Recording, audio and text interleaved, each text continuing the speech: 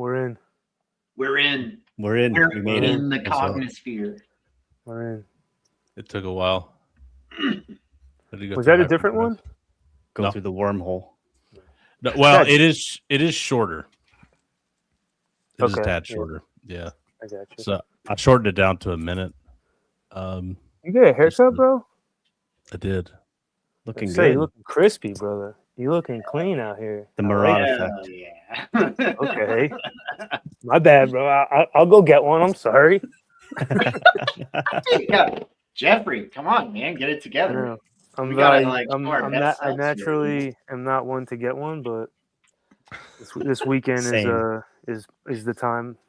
Probably like once a month, maybe. That's usually what I do, and I went a little longer than normal. Okay. It's starting to bother me. Yeah, that's usually my point. Once it starts to bother me, it's time to chop it. Yeah. I always wear a hat at work, so I don't even know. Have any of y'all had real long hair before? I've had it pretty long. I get too sweaty. I've never had super long hair. Yeah. Nothing like Munge. Nah. What's up, Tradfi Nightmare, Saucy? Yeah, I gotta get some comments. Good day, Madame. I don't know if that's your name on X, but it's not ringing a bell. Good day, Madame. I've seen that. I think I've seen that username before here in the chat. Can't think of who it is, but I wish I could put the chat on a different screen for me. You wish you could put it on a different screen? Yeah, because I like the visual with the camera, but I also have a monitor that's bigger that I'd like to see the chat as well, so I can use full screen. You know. Sure. Right. I guess that's what I should have started with, so I can go full screen. But yeah, you could, I guess, and you could have it on YouTube on the other screen. That's what I do. I have it on YouTube on the other screen. But it would be delayed a little bit, so you wouldn't see it quite as quickly. But that's the only downside to that. Nice, man. So what's the word out here? Has everyone? Anyone got anything? I've got some tabs open. And Cal will be joining us in an hour to remind everyone, so that'll be good. But yeah, it looks like the Amsterdam planning is in full effect. Yeah, Amsterdam's going crazy right now. Yeah, I was driving the other day. I was like, "Am I flying to Amsterdam?" Like, driving back home from work. I think I was just listening to the Spaces maybe, and then I was just like, "Oh man, I might be going to Amsterdam." You know, probably not, but the FOMO is there. You know, I guess. Oh yeah, I feel the FOMO heavily. I wish That's I could no go, doubt. It sounds like it's going to be it sounds like they got a lot going on. There's a lot of people putting it together, which is good to see the coordination that's happening after, the first one. And so, yeah, it's just kind of getting me even. I was thinking of something else for the one that we were doing, but I'd rather stick on the Amsterdam right now. Since it's, since we were talking about it. Were you going to bring something up, Chad, on X or something for that or no? No, I can, but I didn't actually have it up, but I was going to mention that they had raised a bunch of money already, which I thought was good. Yeah, I saw it was around like 5K, I think. First round, which was fundraising. really cool. That would totally cover our event and then some.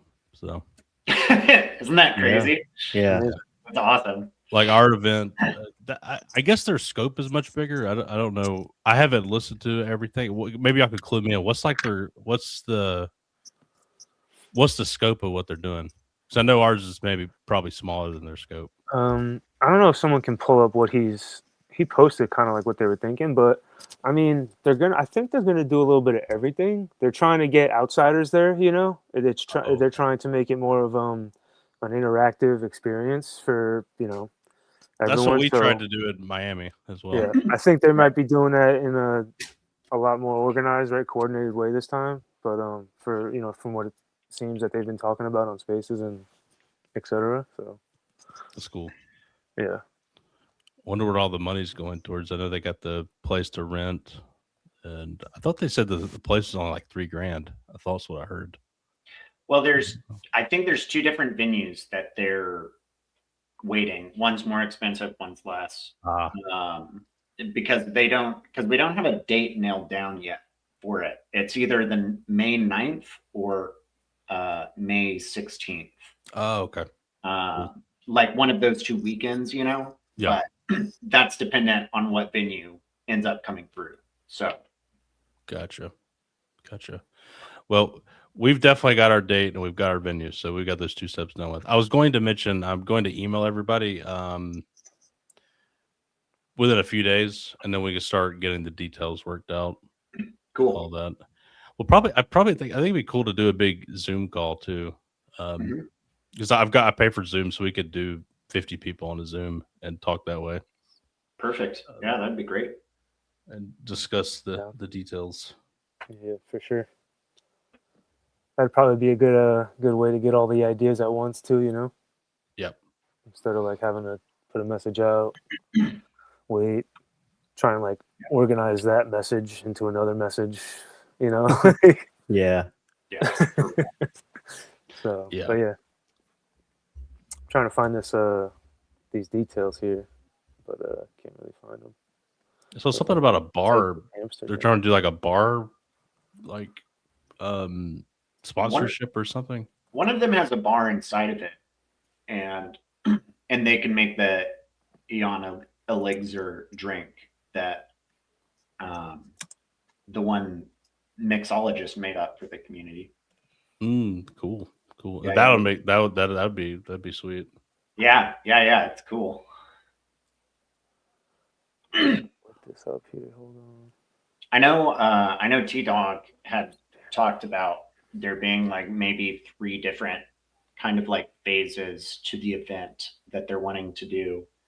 And I can't think off the top of my head of what. I know one of them. I think from what I've heard, one of them is trying to be like an onboarding part. Like they're trying to really organize like different things that they're gonna do with that, you know, in a sense. And then, you know, that's one thing that they're gonna work on, and they're gonna have obviously. I think he already talked about people that volunteered to speak and etc. and do presentations already. I think he was talking about the other day. And that might be another part of it, but I don't know. I'm not sure. Do you know what the other third part might be, Slow? I don't can't know. remember off the top of my I'm just head. kind of I'm just going by what I heard. I'm trying to find it, but it might be retarded. Well, they've also got a form out there too to fill out if you are interested. I can try to find No, I'm that. just trying to find the info just to know more, honestly.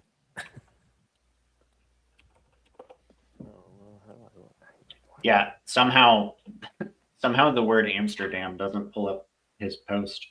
I was gonna say, am I doing something wrong here? You know, like. No, I feel like I was just looking at the post earlier today, and I'm not sure why I can't find it.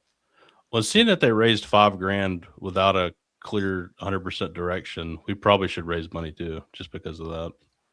Is that okay? I think that's a good idea. Yeah. It's like I can't believe they raised $5,000 in like a week. It was crazy. It was very, very fast, which is awesome. I mean, I know that they had a few people donate like $1,500 to $1,000. So even, I mean, you have that twice, and that makes up half of it. You know, the sign up sheet I think is like 100 people confirmed or something like that, or close to that. I'm pretty sure it's 100 people confirmed and 100 maybes is what they have right now. Yeah.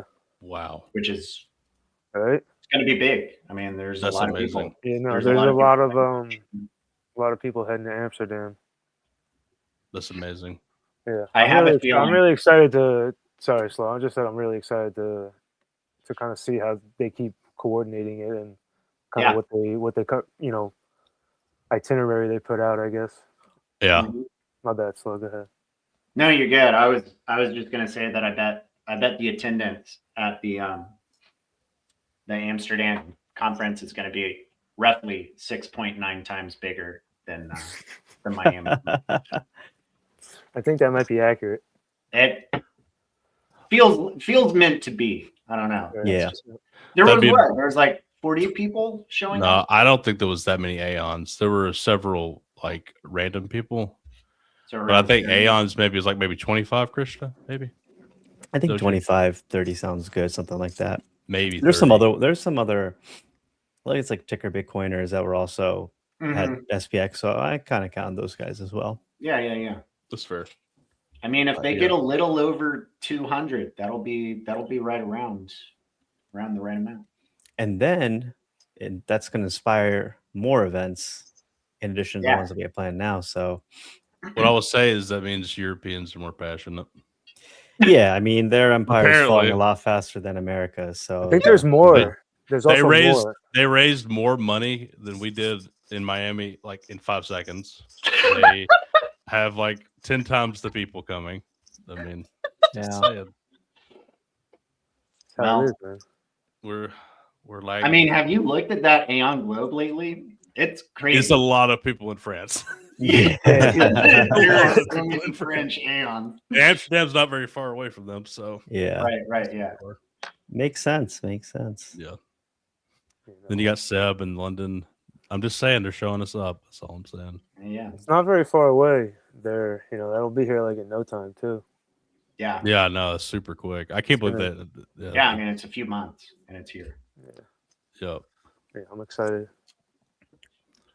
Yeah, I hope they do. Are they planning on doing like internet stuff with like Streams and stuff? community? Yeah. Yeah, 100% they are. Okay, awesome. I don't know who all is going to be involved in that yet, and I know that they're planning on hiring like not a film crew, but like people to document the whole thing and get lots of video out of it. They're gonna pay somebody to do that. Yeah, I think so. That's Maybe that's huge. part They of want it the like part of the really well fundraising done. too. Do what again? No, that's like part of the reason why they're fundraising. I guess you were asking. That would be that'd be at least a stuff couple of like that. grand, probably. Mhm.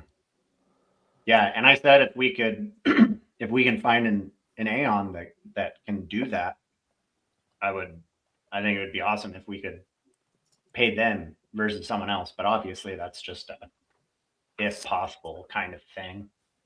Yeah, and the survey I got back, somebody said they're a professional photographer and they're willing to do that. Dude, there you go. That's perfect. Yeah. If we can support, other Eons and their like literal professional business, that's awesome. Yeah. So is that going to be part of what the SPX market is going to be that late Aeon was making? Yeah, I think so. I think it's sort of, to me at least, the way I think about it is almost like, what Fiverr is?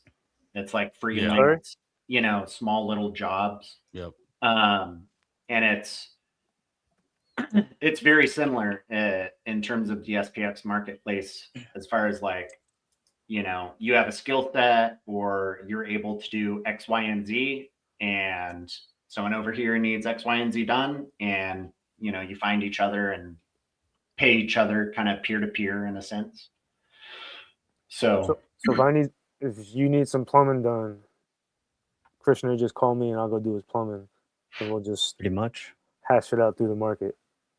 Yeah, In this, I mean, that's in this point in time. In the future, it'll just be, an SPX transaction because the currency will be, it'll be more of a currency. Yeah. That's right. But if people believe in it, then why not just use it to exchange goods and services? That's one use for it. Another use is to hold and to flip the stock market. So many uses for this. For sure. I mean, essentially, that's what is bound to happen, right? Yeah. I'll take SPX as a currency, like of course. Once the flip, is there, then what's one of the top what are the top currencies going to be? SPX will be one of the top currencies, so just kind of how I see it sometimes, I see it the same way. The more we all see it together, the more it'll happen in real life. That's just how it is. Just persisting in the vision. Yeah. Well, it creates a circular economy too. It's like you. Can you explain a circular economy for me? I'm sorry. Or maybe you were about It's like to. But... if I pay you in SPX to do services for me, you're going to hold the SPX and you're also giving me value back.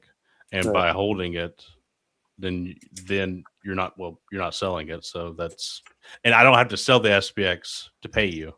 Right. So I can just pay you in it, and then you hold it, and then you might pay somebody else in it. So it just keeps it in circulation and not have to be sold. Essentially. Oh, yeah. Converted to dollars. Yeah. No, that's Mm-hmm.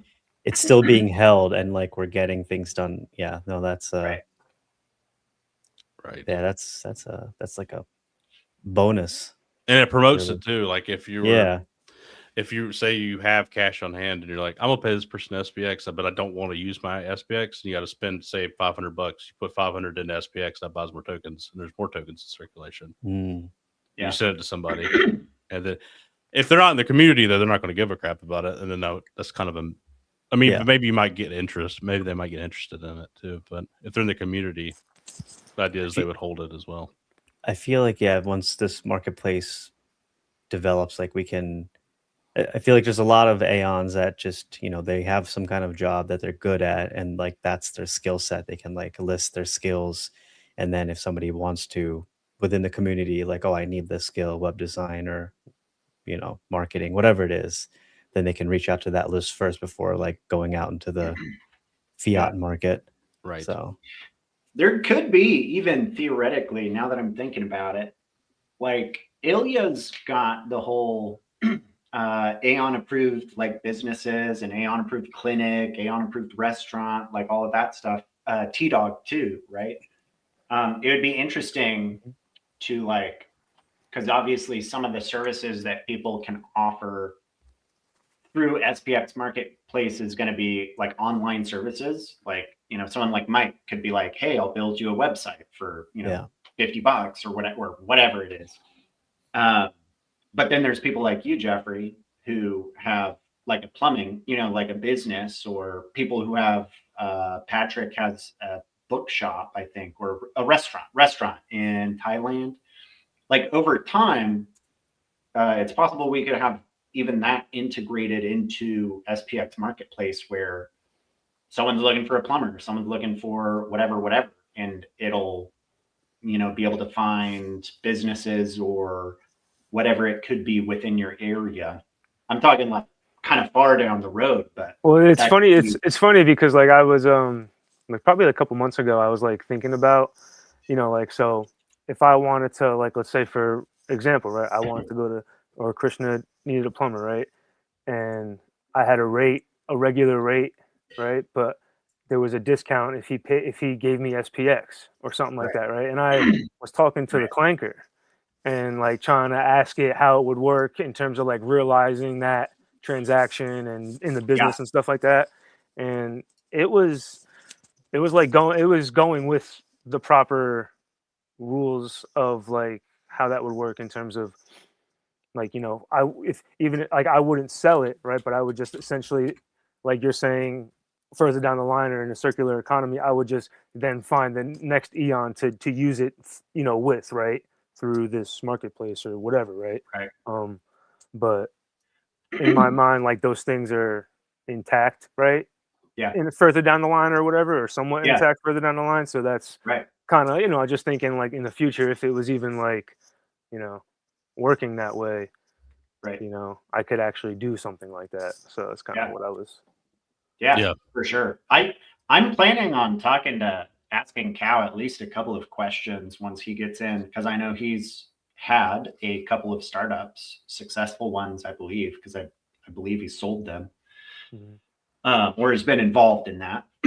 And I'm definitely like pretty interested in hearing like what other people are thinking about, like what you're talking about, Jeffrey, of like some of the next stages that some of us could take in terms of, incorporating SPX into businesses that people already have. In my case, I don't have a business, but I've got, multiple ideas of things that could potentially like turn into businesses. And so I've got, there's a lot to pick his brain about for sure. And how like SPX plays into that in the future. I'm curious what he's thought of. So Yeah, for sure. I'm excited to Sup, get him on Patrick? here and ask him a How's it couple going? things too. We'll say hey to a couple people. Hey, Crazy. Cleo. DCA's is with us, actually. He was talking about some plans for the market. Sup, Caesar? How's it going, man? Oh, some solid plans in the works. Wow, nice. It's Cal. Yeah, he's coming on at 9. Yeah, he's a little late. No, he said 9. He said 9. Yep. Cal. they're having a episode soon, aren't they? Flip the stock market. I think it's coming on Thursday. They, Okay. I, think, Yeah. I don't think one came out Thursday because I was pretty sure I was looking. No, I mean this Thursday. No, yeah, I know. Yeah, I hope so. I hope there's one this Thursday because I thought did they say there wasn't going to be one last Thursday? I thought They never said anything. Yeah, that's why I was curious. I wasn't sure what was going on. Or, I think I didn't want to bring it up to Cal or anything, but yeah. I recorded a podcast with Cal last week, and he said it was going to be this Thursday, unless something's changed. Yeah. I got you. I think with the holidays, like no one's schedule. I'm pretty sure I saw one of them say something like that. Like everyone's schedules just couldn't line up, you know. Which makes sense. I know they've been trying to also, bring on a guest and have questions for the guests and things like that. A lot. So maybe that's what. Maybe something didn't line up scheduling wise with that too, or something. Yeah. It's I wanted to mention y'all. Are y'all like shocked by how much progress has been made in the past like 6 months, 8 months with how things are progressing? Does it shock you, or how does that make you feel? I think I'm not too surprised, honestly. I feel like the momentum has been picking up like crazy. Like I've literally stopped trying to keep up with everything. Like you said, I've given up a while ago. Yeah, I know you. Yeah, and like for a while I was able to see, but now it's just like everybody's just producing so much content, written, video, memes. It's just like never ending. But it really is. I mean, like the growth is within the users is like growing exponentially. Their output is also growing, so it kind of feels like we're on plan, and it was expected almost. Like the seed had been planted a while ago, but we're just slowly seeing it come to fruition. Obviously the price is a lagging indicator, so that's another. I think I'm really impressed about that. Just the fact that how many Aons just don't give a shit about the price, and like they still, it's like another day of work for them, like another day to log on and do whatever they can. So like we say, we practice what we preach. Like we are DCAing, and you can see that with the price action as well compared to other meme coins. So yeah, it feels good. Feels great. I talked to Aon girl yesterday. Recorded one with her. Nice. She joined in June. In June, and I was like, "Did you expect to be going to an SPX event, in December? Was that surprising you?" She's like, "No, not." She's like, "No, not really." And I was like, "Really?" She's like, "Yeah, there was everybody already here. I watched the Flip the Stock Market podcast. I, watched the Morad video at the time, and like you had your podcast, like all this stuff was going on." I was like, you got to keep in mind, because I was like, I never would have thought that when I joined, but that was September of 24, and there was one face docs person, basically, right? Morad. That was basically it. I mean, Nicole technically kind of, but not really. Yeah, there was like a few that were like, if you went looking, you could probably find some photos somewhere, but not like their faces plastered. So yeah, the idea that we would be doing an event a year later, I never thought that would happen. No. I feel like people, have different levels of faith, within themselves or in a higher power, and people that like have a higher, level of faith are more likely to understand it and stick with it and really understand what's going on. People that are more into the FUD mindset, that they have internal fear, uncertainty, and doubt within themselves, take a little bit more convincing, a little bit more like I need to see it play out before they, they may buy it, but they may not do anything with it, they may not contribute. But but at least for like the true Aons that are fully in contributing, like they're calibrated a little bit differently is kind of how I feel about it. Like when I first saw SPX on Murad's list, I'm like, all right, this is it. I'm going in all this. It's going to happen slowly, but I knew that this is the direction that I had to go as far as like what I need to spend my time and energy on. And then here I am. But the thing that's cool though is I feel like it's going to become easier and easier for people to believe bigger and bigger because it's proving out. For sure. And also as this year has already started in the real world, the chaos is only going to ensue. We have our debt is growing like crazy. We're at 38 trillion. We have a lot of short-term debt that's due this year, and Trump desperately wants to refinance that. Jerome Powell's kind of like, hey, we're going to take it easy. Yeah, we'll see kind of thing. And he's like going to try and get him fired or, file criminal charges. So all that is going on in the background. So we know that he's desperate to try and get these rates lowered. And that's going to kickstart this series of events that risk on assets and further decline in the dollar within the people, forcing them to kind of like see what else is out there. And as Aons continue to spread the message, it's going to kind of like, hit a point. So everything is, Sorry, go ahead. The interest rate thing is like, that's so obviously going to play out because he's literally threatening him. So, Powell is resilient, so I don't think he's going to bend to it. No. However, the next person is going to know this is happening. Most people in their right mind are just going to play ball with him. I haven't quite verified if this is true yet or not. I think I saw it on like one of those whale insider accounts or something, whale alerts maybe. But that like someone in BlackRock is Trump is planning on interviewing someone high up in BlackRock to be the next Fed chairman, which is not shocking at all. That that's kind of makes par for the course. Par for the course. One of the front runners too was a former Coinbase CFO or one of the execs, former exec, and like very pro crypto. So I don't know. Yeah, I mean, bearish. Yeah, I'm not like I'm bearish on the long term as that relates to like the US dollar and stuff for sure. Yeah. Which is bullish for SPX. Because they're going to keep doing irresponsible shit. That's kind of the thing. Yeah. I mean, right. More money printing. Yeah. Screws over the American regular person and globally, really, like because the U.S. is the world currency worldwide. It forces other governments, especially Europe, to print more money. So it just accelerates this process and.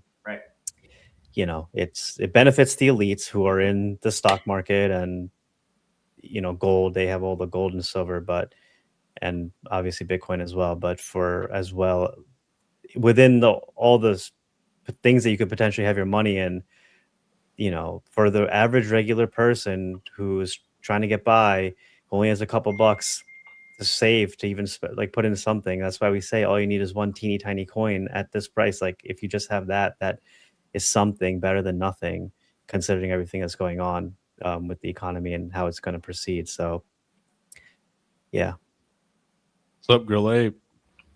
I mean, Solid, man.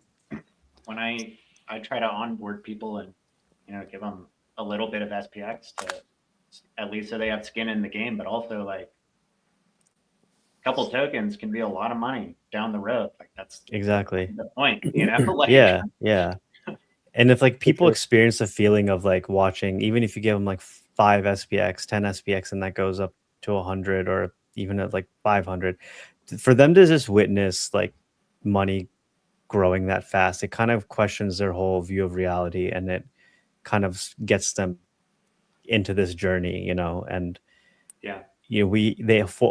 hopefully they have Aons that have been in crypto for a while to help them navigate the space, because obviously it is like uncharted territory for somebody who's not into investing or anything like that. So I think we have a very important role and duty to play for those people that are not in crypto, to kind of like make crypto great again. Like this is what we're just telling the truth. We're just telling the truth of the material conditions of the world, and then helping them navigate it the way that we see it, Is it perfect? No, but like this is the best that we have right now. Ultimately, people have to come together. This is one way that I've seen people come together in a genuine, honest way. We're all playing this game together, and yeah, I feel like it's only going to continue, and I'm looking forward to see how it unfolds. Mhm. Flip the stock market. Late Aeon, change your name to Late Aeon. It keeps throwing me off. I see EROS. Yeah. Who the fuck is that? Oh, yes, Late. Ooh. Krishna, you were just cooking there, by the way. Hey, they could be a clip. Could be a clip, you know. You just got me hyped, bro. That's why I said that. Appreciate it. Yeah, that was It'll be a clip. It'll be a clip. Don't worry. That's the next clip. It just comes from the divine, and I just speak it out when it's. I was about to make you solo for a second, and then I was like halfway through, and I said, "Never mind. I need to remember to do that more." That's okay. Put the spotlight on you because you do that sometimes. I do go off and cook sometimes. That's what I'm here for. Golf and cook. Okay, I'm gonna try to get through these tabs before. Yeah. Let's do it. Just realized we've been yapping for 30 minutes, but okay. I just want to get through them. I've had them for like a week, so Nice. Meet the Aons, the driving force behind SPX 6900. Him did this really awesome article. I don't know if y'all have seen this. It was like a couple weeks ago now, I think.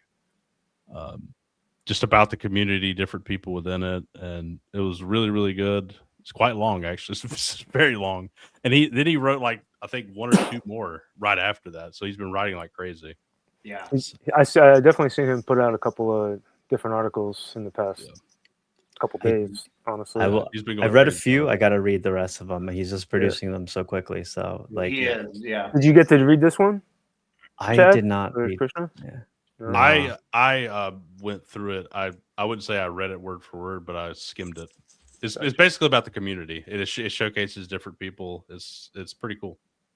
Yeah, that's basically what this one Yeah. is. Yeah, he takes like a couple of paragraphs, talks about one person at a time. Monday on Space. Graphics are great too. The variety that he chose as well. Yeah, he did really good. Yeah, he definitely broke a lot down and showed like the different parts of the community and etc. So it's pretty cool. The Maddox, like literally, it's a synopsis of what's going on, pretty much. Yeah, which is really cool. And then Jesse, you gotta get Jesse, the conference thing. You gotta do that.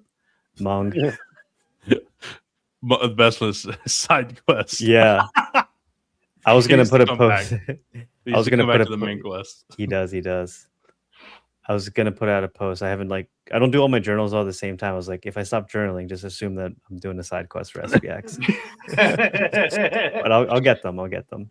Exactly. It's nice. Okay. No, this is great. This is like what I'm saying. Like once, like there's a process. Like you can be a passive investor, but once the bug hits you, and you slowly start to think about it inside your mind about how you can do more. Everybody's thinking it. Every Aeon's thinking it.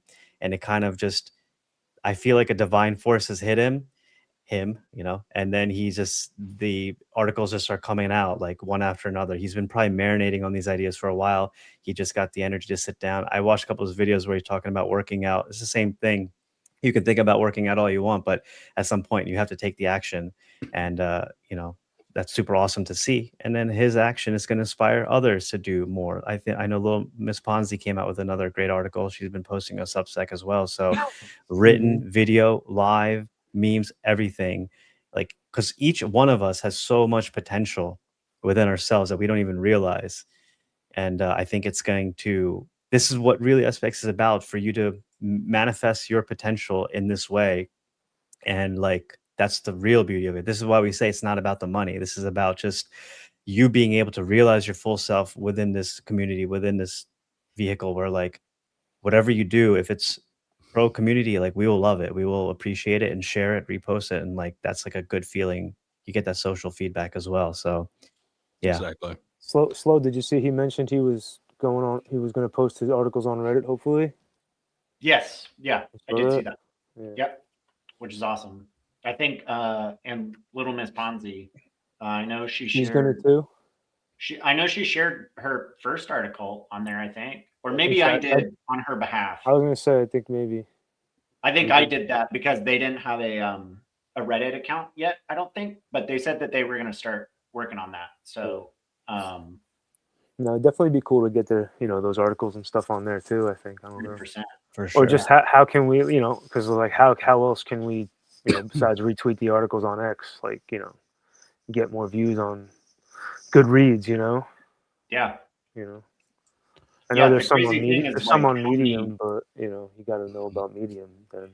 in 10 oh, this is great. In 10 days, my turn. Oh, hell yeah. Have you seen him pop up?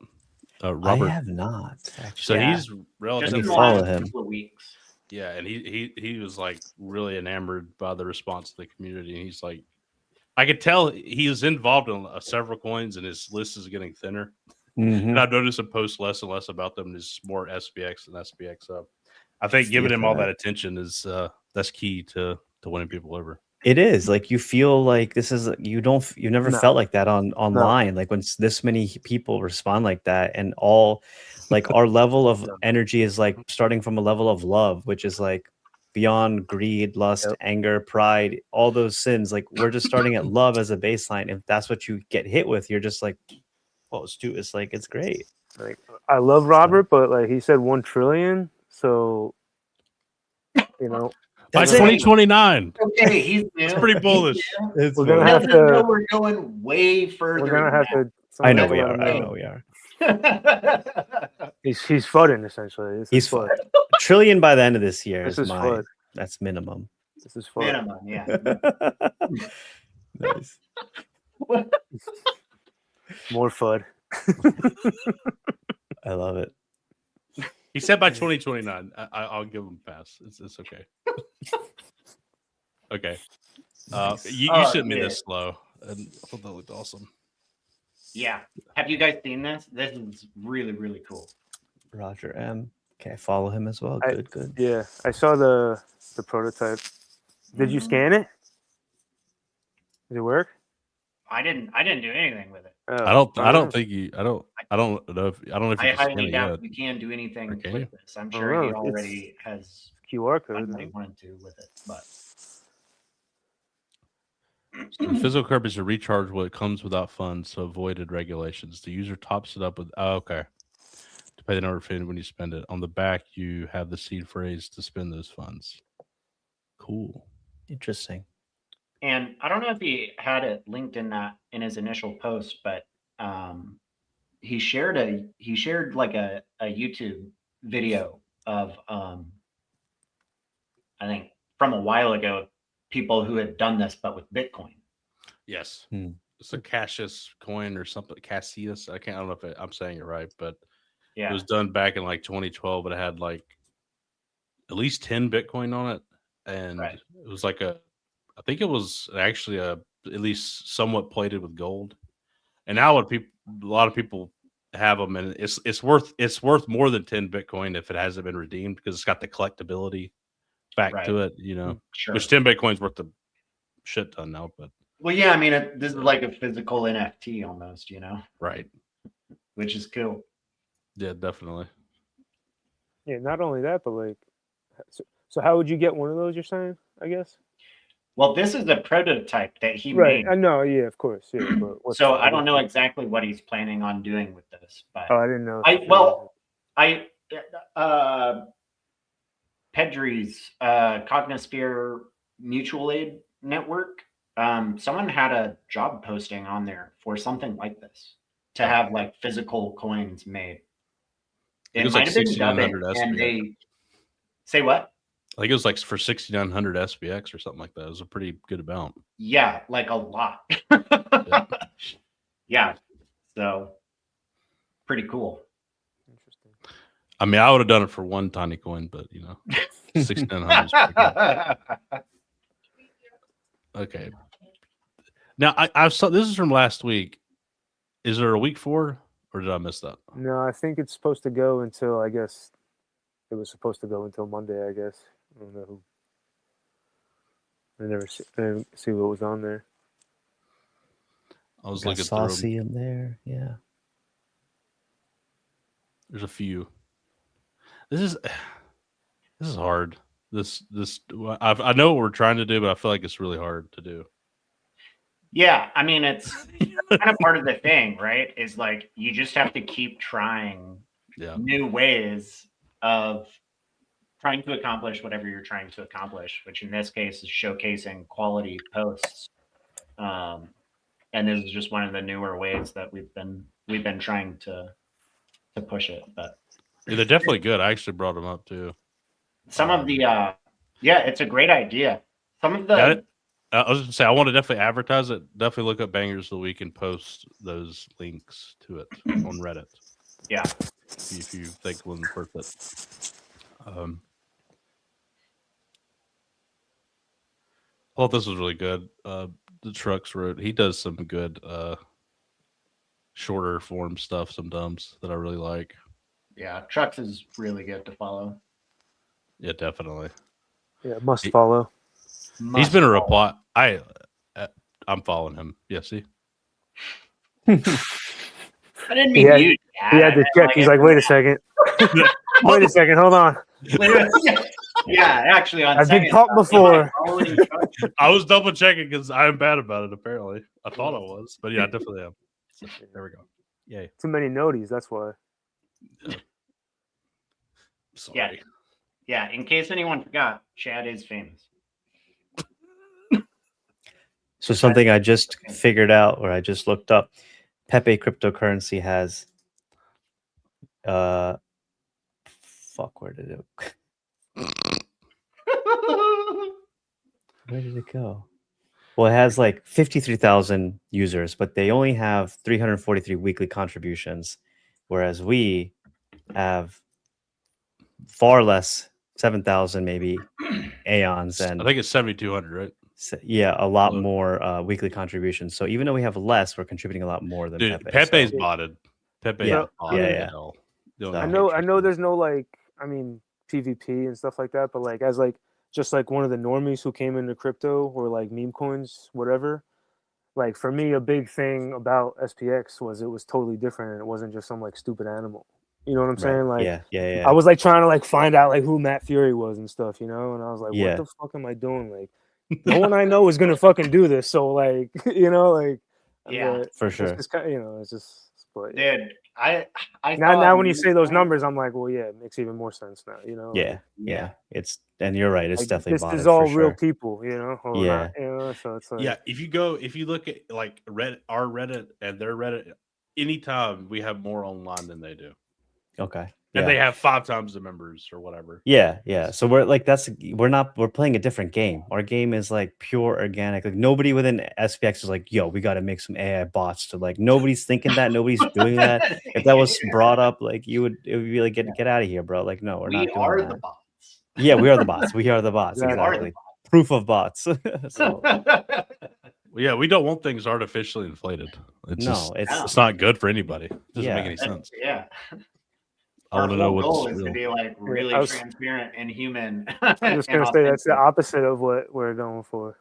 But literally. But the joke is that we are bots, so you know. I love it. It's like I can't believe it's not bot.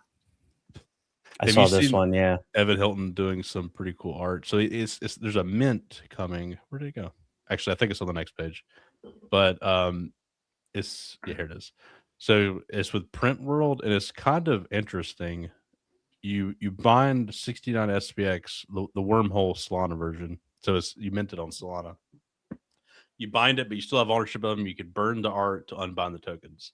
So essentially, you get this piece of art, and you're committing the 69 tokens. It doesn't go to him. It doesn't go to anything. It just binds with that art piece. And then at any time, if you're like, I don't want this art anymore, you burn the art and you get your 69 tokens back. But I think the idea is like you get this cool piece of art and you're, essentially burning 69 coins to get to have it, which is good for the token, and it's pretty cool. You get a piece of art too. Yeah. It's if artists are like wanting to join SPX, like they're the ones that are people that hate all the mainstream culture, a true artist. So the fact that we got him and he's interested in it is extremely bullish. And as far as he's not making the dime off this, as far as I can tell, as a genuine artist, it's just promoting the token. Yeah, and he does this old. I guess I've seen this, right? These old gifts. Yeah, he did the flower gifts, the like flower SPX gifts. which have millions and millions of views. And those are on Giphy. I know we were trying to get more GIFs on Giphy, but he apparently has access to Giphy, which is cool.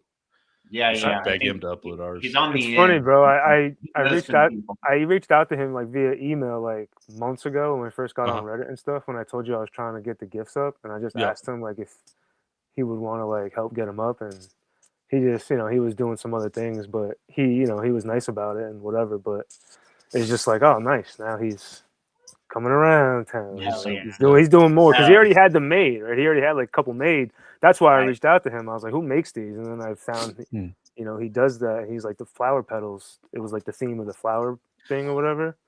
And I was Yeah, like, how did you find him? I didn't even know about him. I didn't know who it was who did it. How did you find him? I don't know. I saw the gifts and I was like, who makes these? And I don't know. I found out who made them and it was him. And I reached out to him and yeah, I don't know. I think Cool. I think he has something like pinned on his profile about it. Maybe Yeah. maybe I don't not know. though. No, I don't know. Yeah, I don't know. I don't know really how the process was. I just remember reaching out to him, and Right. it's just cool now that Yeah. he's creating this. I actually thought he was going to be creating more gifts. I asked him. I was like, "Oh, are these going to be available?" And I guess I was just mistaken. This is what he's talking about. I'm probably sure, right?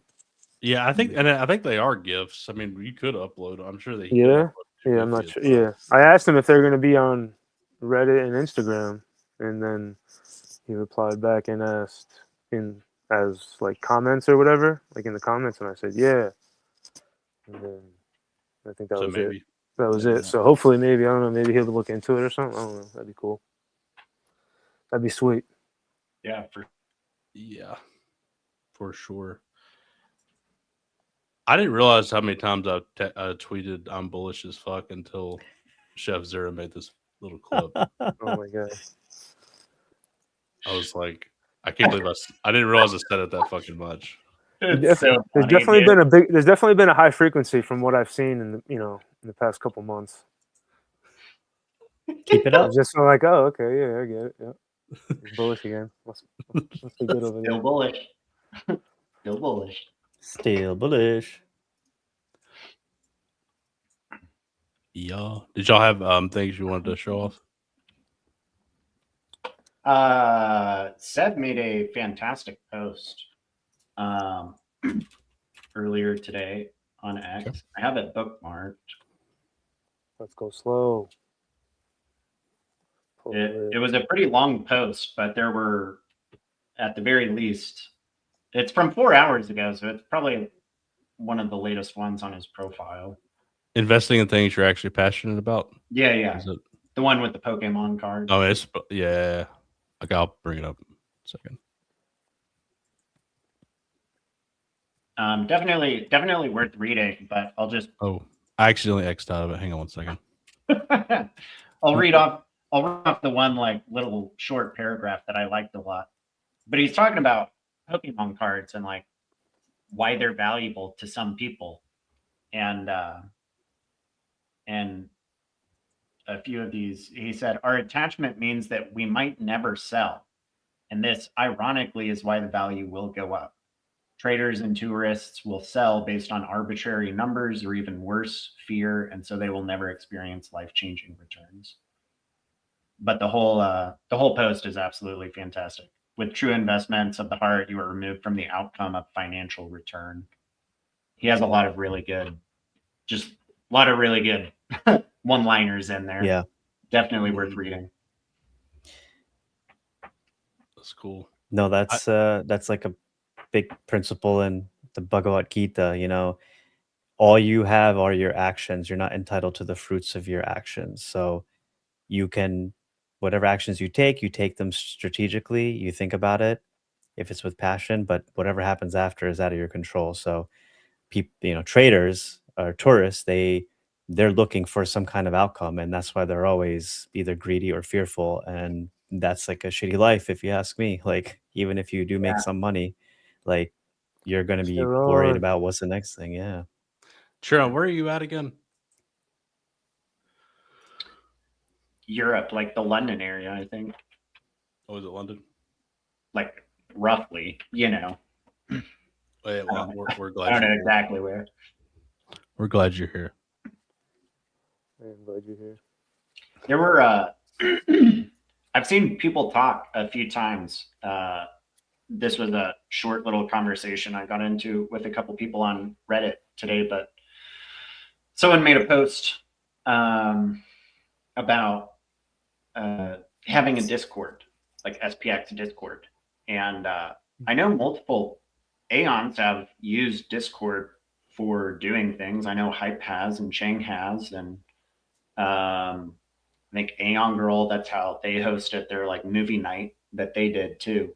So I don't know if there's any official, like I say official, you know, I don't know if there's like an SPX group out there somewhere on Discord.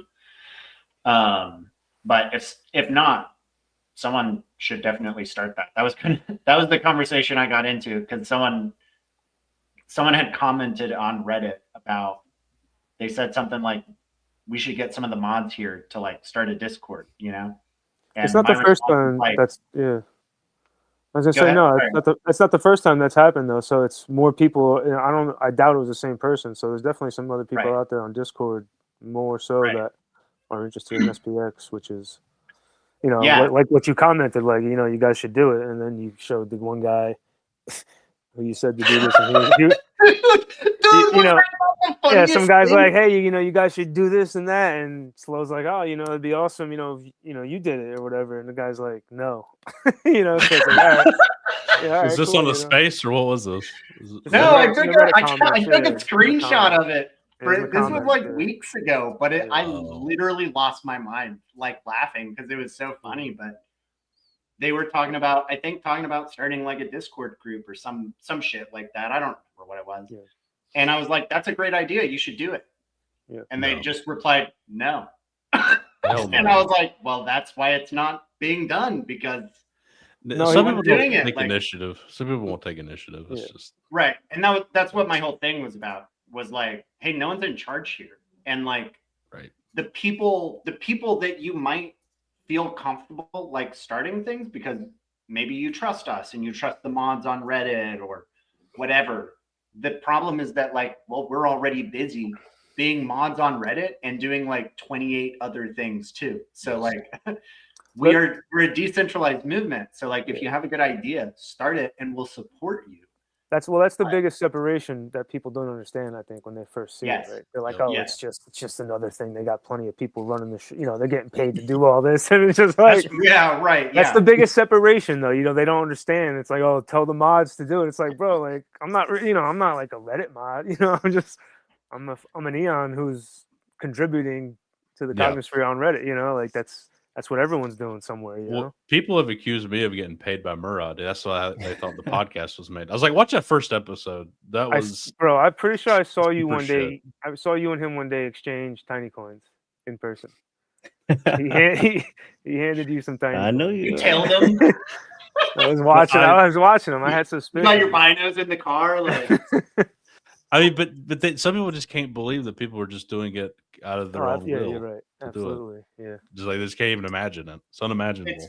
And that's the point at which I think a lot of people, it clicks for them, is when they really start to realize they're like, people are actually investing their time and energy into this because they actually believe in it and they really think it's going to happen and are putting their heart and soul into it. You know, It's like, that's what Morad's doing. He just did it publicly with his wallet doxed. Like, bro's been round tripping this entire time and just bull posting and like being supportive of everyone, you know, and it's what we're all doing in our own capacities. And he didn't post the wallet address. That was he was doxed by whoever that guy's. Well, yeah. That asshole. I think that was really rude of him too. He shouldn't have done that. What was this? I missed this. His Morad didn't make his wallets public. They were somebody else doxed by, I think it was Zach XP. Yeah. He was trying to be a jerk. He was trying to say he's going to sell. See. Yeah, he made some stupid article talking about like, oh, this guy's telling everybody to buy meme coins and look at this is his wallet. Like, you need to watch. You know, like I found it. I actually found it like probably a month ago, and I was like, oh, look at this fucking.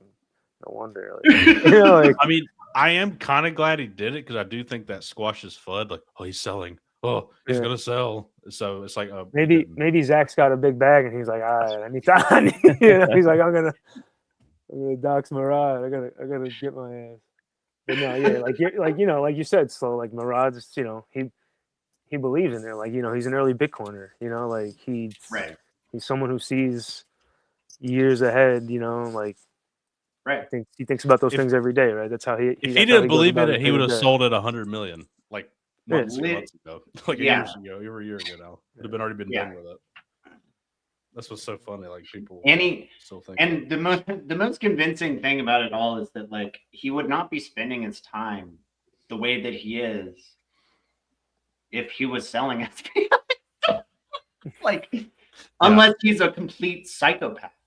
And like, that's what you have to believe. Completely lost his mind and is dealing with like some kind of personality disorder thing, which is not the case, you know. It's still one of the. It's easily one of the biggest, you know, misconceptions, because a lot of the stuff we see in Reddit as well is like, oh, can't wait till Morad sells on you, or it's just like, you know, everyone's just always like, oh, I'll warn you now, you know, or like, has been dumping on it for the last 2 years. He's been dumping on you for years. Like, what's wrong with you morons? Well, it doesn't work because every other meme coin has made a new low.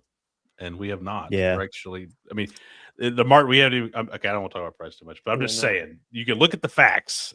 Bro, you know, it would be funny, Slow, if we just super liked the comments who like just FUD, you know, instead of even writing back, we just like, everyone just upvotes it, you know?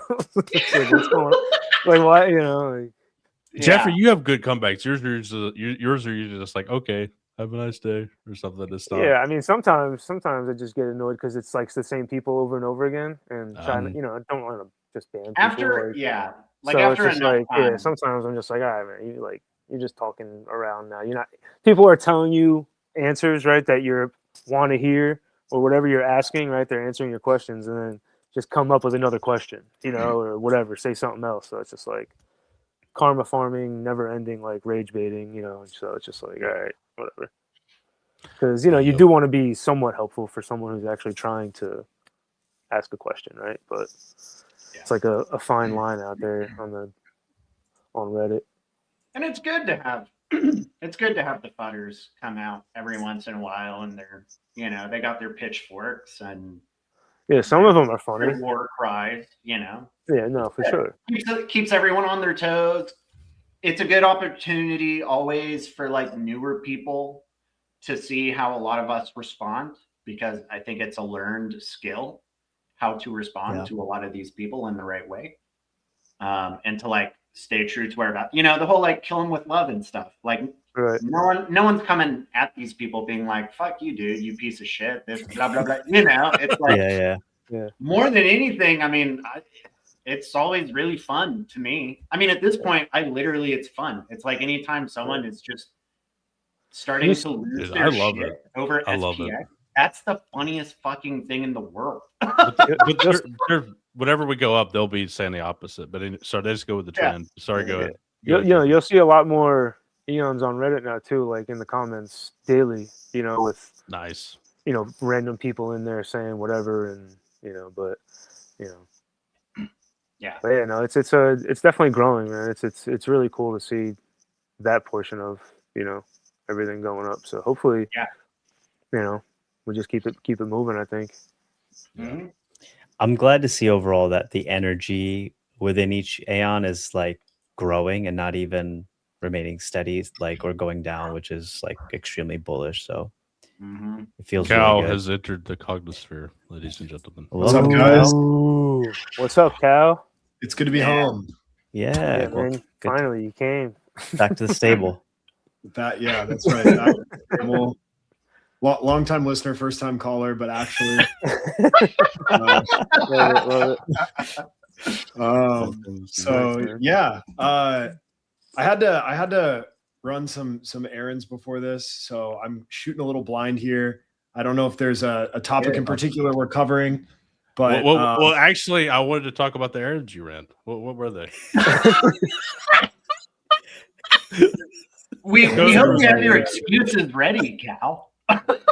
This is how we do it into The errands I Cognisphere. ran were cooking a delicious pasta for Red sauce or white sauce?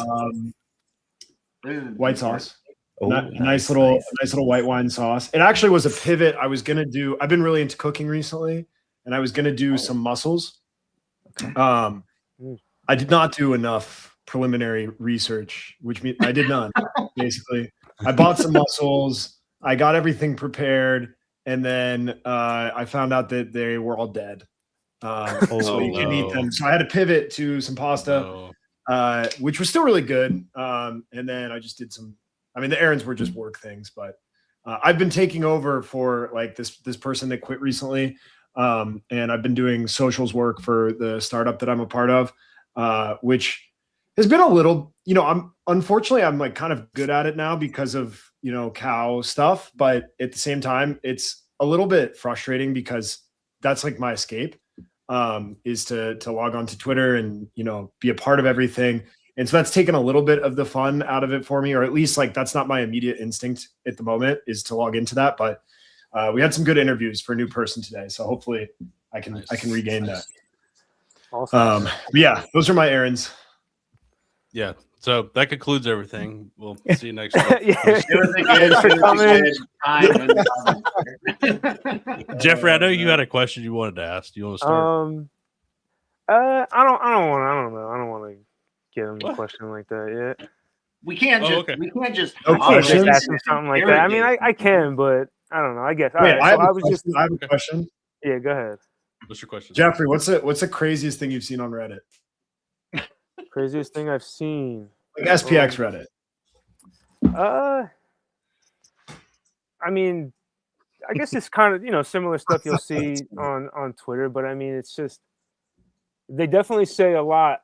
They definitely, there's sometimes a real person behind it. That is just really mad, and because just I don't, man, it's the same stuff. They don't get too violent or anything, but right. It's honestly, it's just people are going to be people everywhere, and it's you definitely get a different vibe on Reddit, though. More of a personal attack sometimes on Reddit than you do on Twitter, because everyone's, I don't know. Totally. I think it's the app or something, but yeah. I think you're always it's a good confirmation you're early if the majority of people have the reactions that I've personally encountered on Reddit. Right. Yeah, for sure. Absolutely. And at the same time, like the current users of the thing, Aons in this case, obviously, are so passionate about it. And it's really a matter of time. But Reddit was certainly like a mental shift for me to some degree. I think it's really helpful to get out of the comfort zone of Twitter, and just other crypto enthusiasts. It's certainly taught me that like there's a long way to go in terms of who this applies to and how much risk appetite there is for a product like it, while disregarding that this might be the right vehicle to do that. And I personally just see that as like a defense mechanism based on all probably the scams that they have seen that claim a similar thing. And it makes me more confident that we've got the right solution. Yeah, they definitely go into more of that. When they do get into it, they essentially try and just tell you how it's not adopted yet, right? So how can you say this is going to be what it's going to be, right? Like, you're fucking stupid, so it's like, all right, well, I can't even, really explain that to you right now. I'm just checking this out, right? So, but yeah, seeing that, I'm like, all right, so like, if it was later down the line, it'll make more sense to you then. So it's like, okay, that's the last wall for you. All right, cool. Right. Yeah, y'all know. I assume it's like a French thing, so I want to say Parson, but Parson, Parcon. His Twitter got banned way back in the day because he was just reply guying everyone with SPX. And so, I know what you're talking about. Yeah. So he got super active. Yep. Yes. Yeah, exactly. He got super active on TikTok. He got super active on Reddit. I think just basically all other platforms. And I always like really just respected him because I'm not gonna lie, even sometimes in the Cognisphere, the commandments can slip you. I actually did think for a while he was a bot. Actually, I did as well. I did as well. He is on it. He was dude. dropping buy and hold everywhere, like nonstop. Yeah. Yeah. Yes, and it was like this. It was like a clear copy and paste message, which there's nothing wrong with. I just thought like, oh, okay, like this is some LLM or something like that. And then when I started posting on TikTok, like he would just DM me and be like, "Yo, man, I hope you're doing well." Like checking in, like No, and I was like, "Damn, this." He didn't remind you to buy and hold. This guy's real. But I was gonna say the only time I've seen him angry was in Reddit, and that was that recent post where someone was talking about I presume they were just fudding, but someone was talking about how like if Morad basically full clipped, like the LP pool would be gone, which is like, I mean, yeah, like nobody, that's like saying like, what if Sailor just like was so funny. yeah. It was hilarious, dude. It's like, what if Sailor hit sell on Robinhood? Like that's just not what but Parson was like, you just don't get it. You don't get how LPs work. Like you don't understand DeFi. Do some research. I was like, damn. Yeah. He's a human. Well, someone said to him like, "Hey, man, it's all good," and he's like, "Yeah, I know. I got excited." Yeah. Didn't he say he's gonna like log off or something for a little while? Yeah. No, you could tell he was a bit heated, but it was out of passion, 100%. Oh yeah. So I think he he just probably encountered too many. That is the upside of Twitter is you get a lot of like the true pure-hearted, collaborative, supportive aspects of the Cognisphere, which I think are a little bit less apparent on like a Reddit or something. There's still a lot of that, but it feels less organic and like community driven and more kind of like, hey, I'm a newcomer here. What's going on? What is this? That kind of thing. It's definitely tougher to create that environment, I think. Yeah. I totally agree. So yeah. Oh yeah, man. Maj. He was sorry. He was showing that to me as well. I don't know what he's talking about either. To be honest, no, I love you, K6. I was like, he said he needed to cook it, and I was like, cool, you get the cookings. I don't know what you're doing, but I love it. But I was too retarded. Awesome. I'm too retarded. I saw that. To be honest with you. If you listen to the last Monday on Spaces, which is probably already uploaded by Big, I think. Yeah, is Big loading the X Spaces, right? I believe so. I know the mega thread says Wednesdays, but I think he does Mondays and Wednesdays and stuff as well. I think he does all of them. I guess I'll have to double check. Yeah. I understood that part. Yeah, but there's some technical stuff he's doing. Kayan talked for I think it was almost an hour about it on the Monday on Spaces. So you can listen to it there for sure. But there are some really good ideas rolling around that some people have. So if you have, Mastodon. That's right. Yeah, he wants to do it. That's it. It's Mastodon. Yeah. It's like a more decentralized way of doing things. I think it's pretty cool. It's a great idea. Kind of like a Farcaster type of thing. Yeah, but it's older. But it's a similar type of thing. Bitcoiners a long time ago tried to migrate there too. It's like, oh, Twitter's blah blah blah, centralized, whatever, and it just never caught on that hard. But I mean, might as well try it if you got some ideas. Who knows? Yeah, I mean, I infiltrate everything for real. I don't see the downside. I just as long as we can support it, I think it'll happen. So I'm for it. Yep. Yeah. I mean, that's kind of the cool thing, right? Is if someone has the time and you have the energy and the passion and the know-how, do whatever you think is a good idea and then communicate and people will support it. We will. Exactly. Yeah. You can just do things. You can literally just do things. It's crazy. Wow. I have a question for all of you guys actually in a second, but I will say that if I have learned anything, I feel like in the last year of it's really been more than that, but I really I would say around a year ago, I started really trying extra hard to get involved. It wasn't just kind of a reply guy, semi nice. So you'll probably relate to this. You really can. One of the best parts about this is I feel like for many people, there's a K-shaped economy, but there's also a K-shaped internet experience to some extent where, you have a lot of people that are purely drawn to slop, to, just passive consumption of infinite information, infinite videos and text and all this kind of stuff that I don't even really know if they're consuming. It's like a form of kind of digital heroin or something. Like, I don't know if they're really processing any of the information. Right. And that's not, that's aggressive, but you know what I mean? Like, it's the point is less about actually like,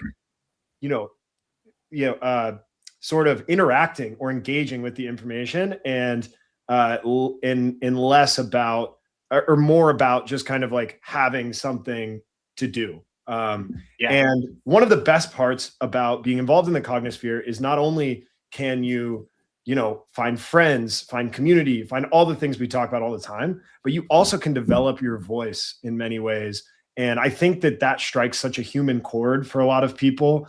I know, Chad, obviously you've said this many times. I'm sure everybody here feels this way. I certainly do. I've never had an outlet in my life where I've been able to express myself the way that I feel like I can through, I don't want to call Cal a vehicle because that feels corporate, but like just generally to the people that I've spent the last year, what I feel like is at war with to some extent. Like, these are my fellow soldiers. And so I trust them deeply, and I feel like I can be myself.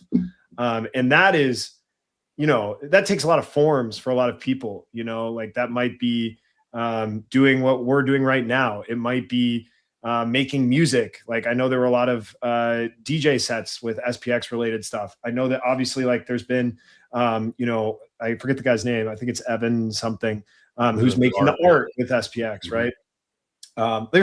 There's a million forms of this, but I really deeply think that the analogy to early social media networks is applicable, because a lot of those platforms were the ones that ended up winning, and the ones that ended up attracting all the best creators, because that's where the viewers went.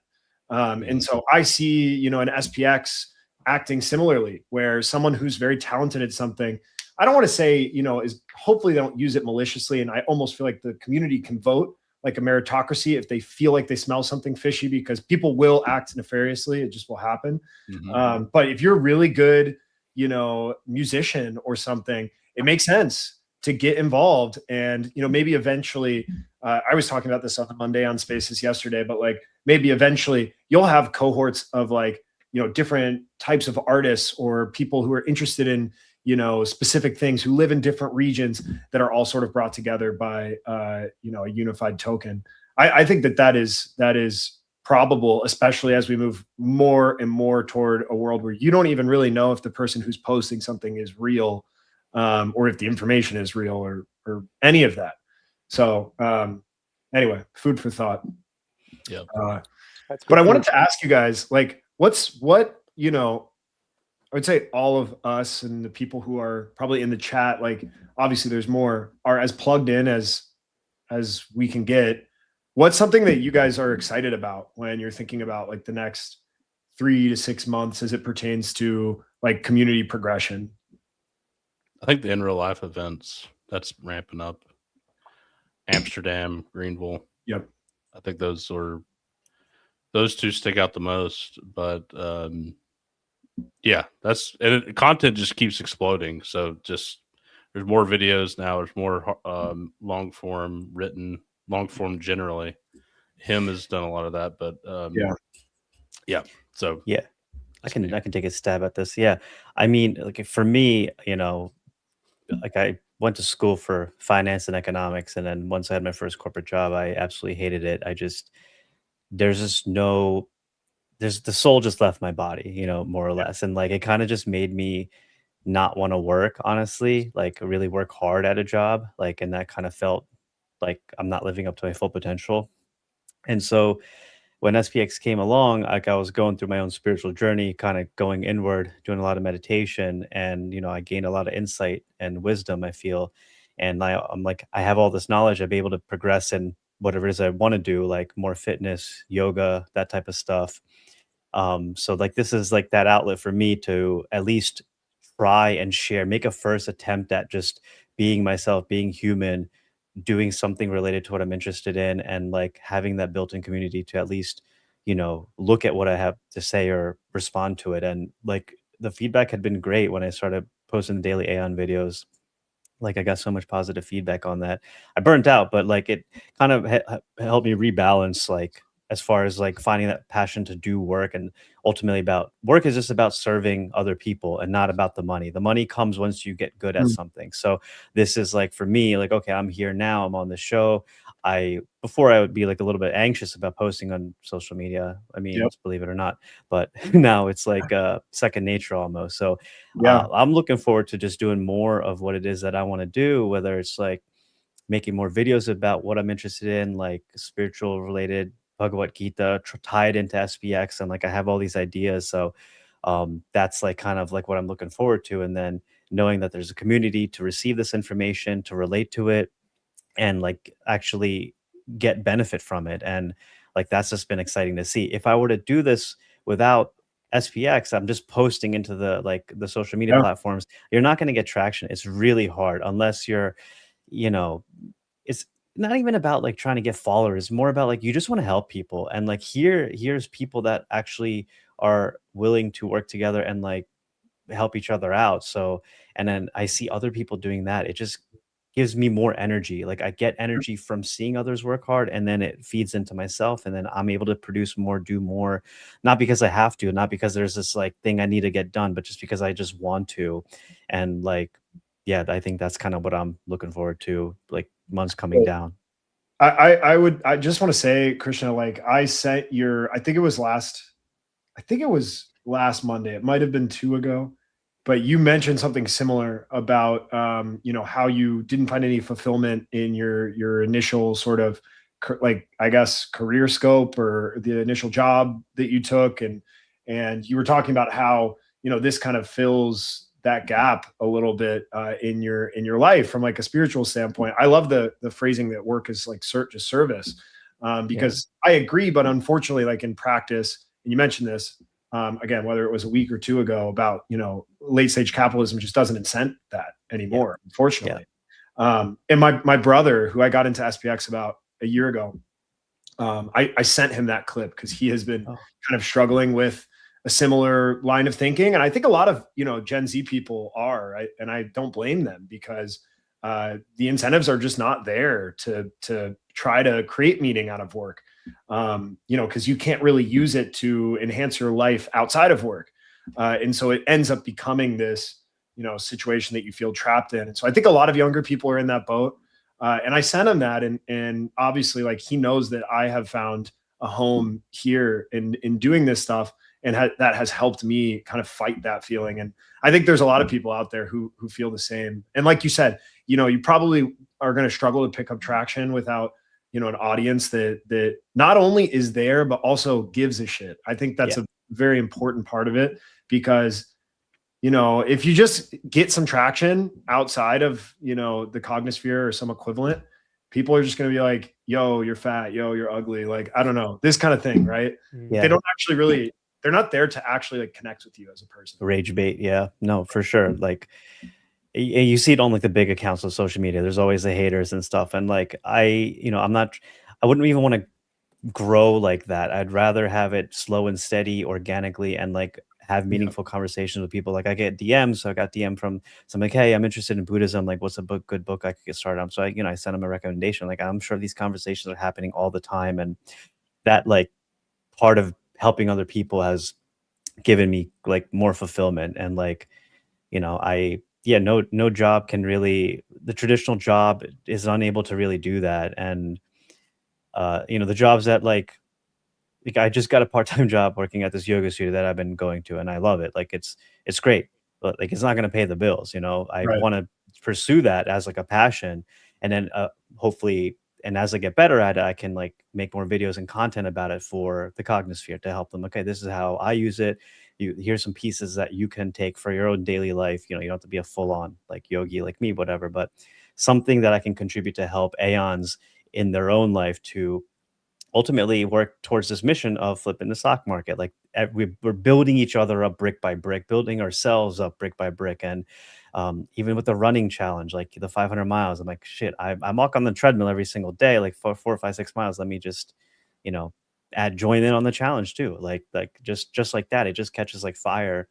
Yeah. Like any other in any other challenge or fitness challenge online that I see, like I don't really have an incentive of joining. Like, but for whatever reason within SPX, it just feels more like human is the biggest thing. Like as Jesse says, Dr. Jesse, proof of human. So Proof of human.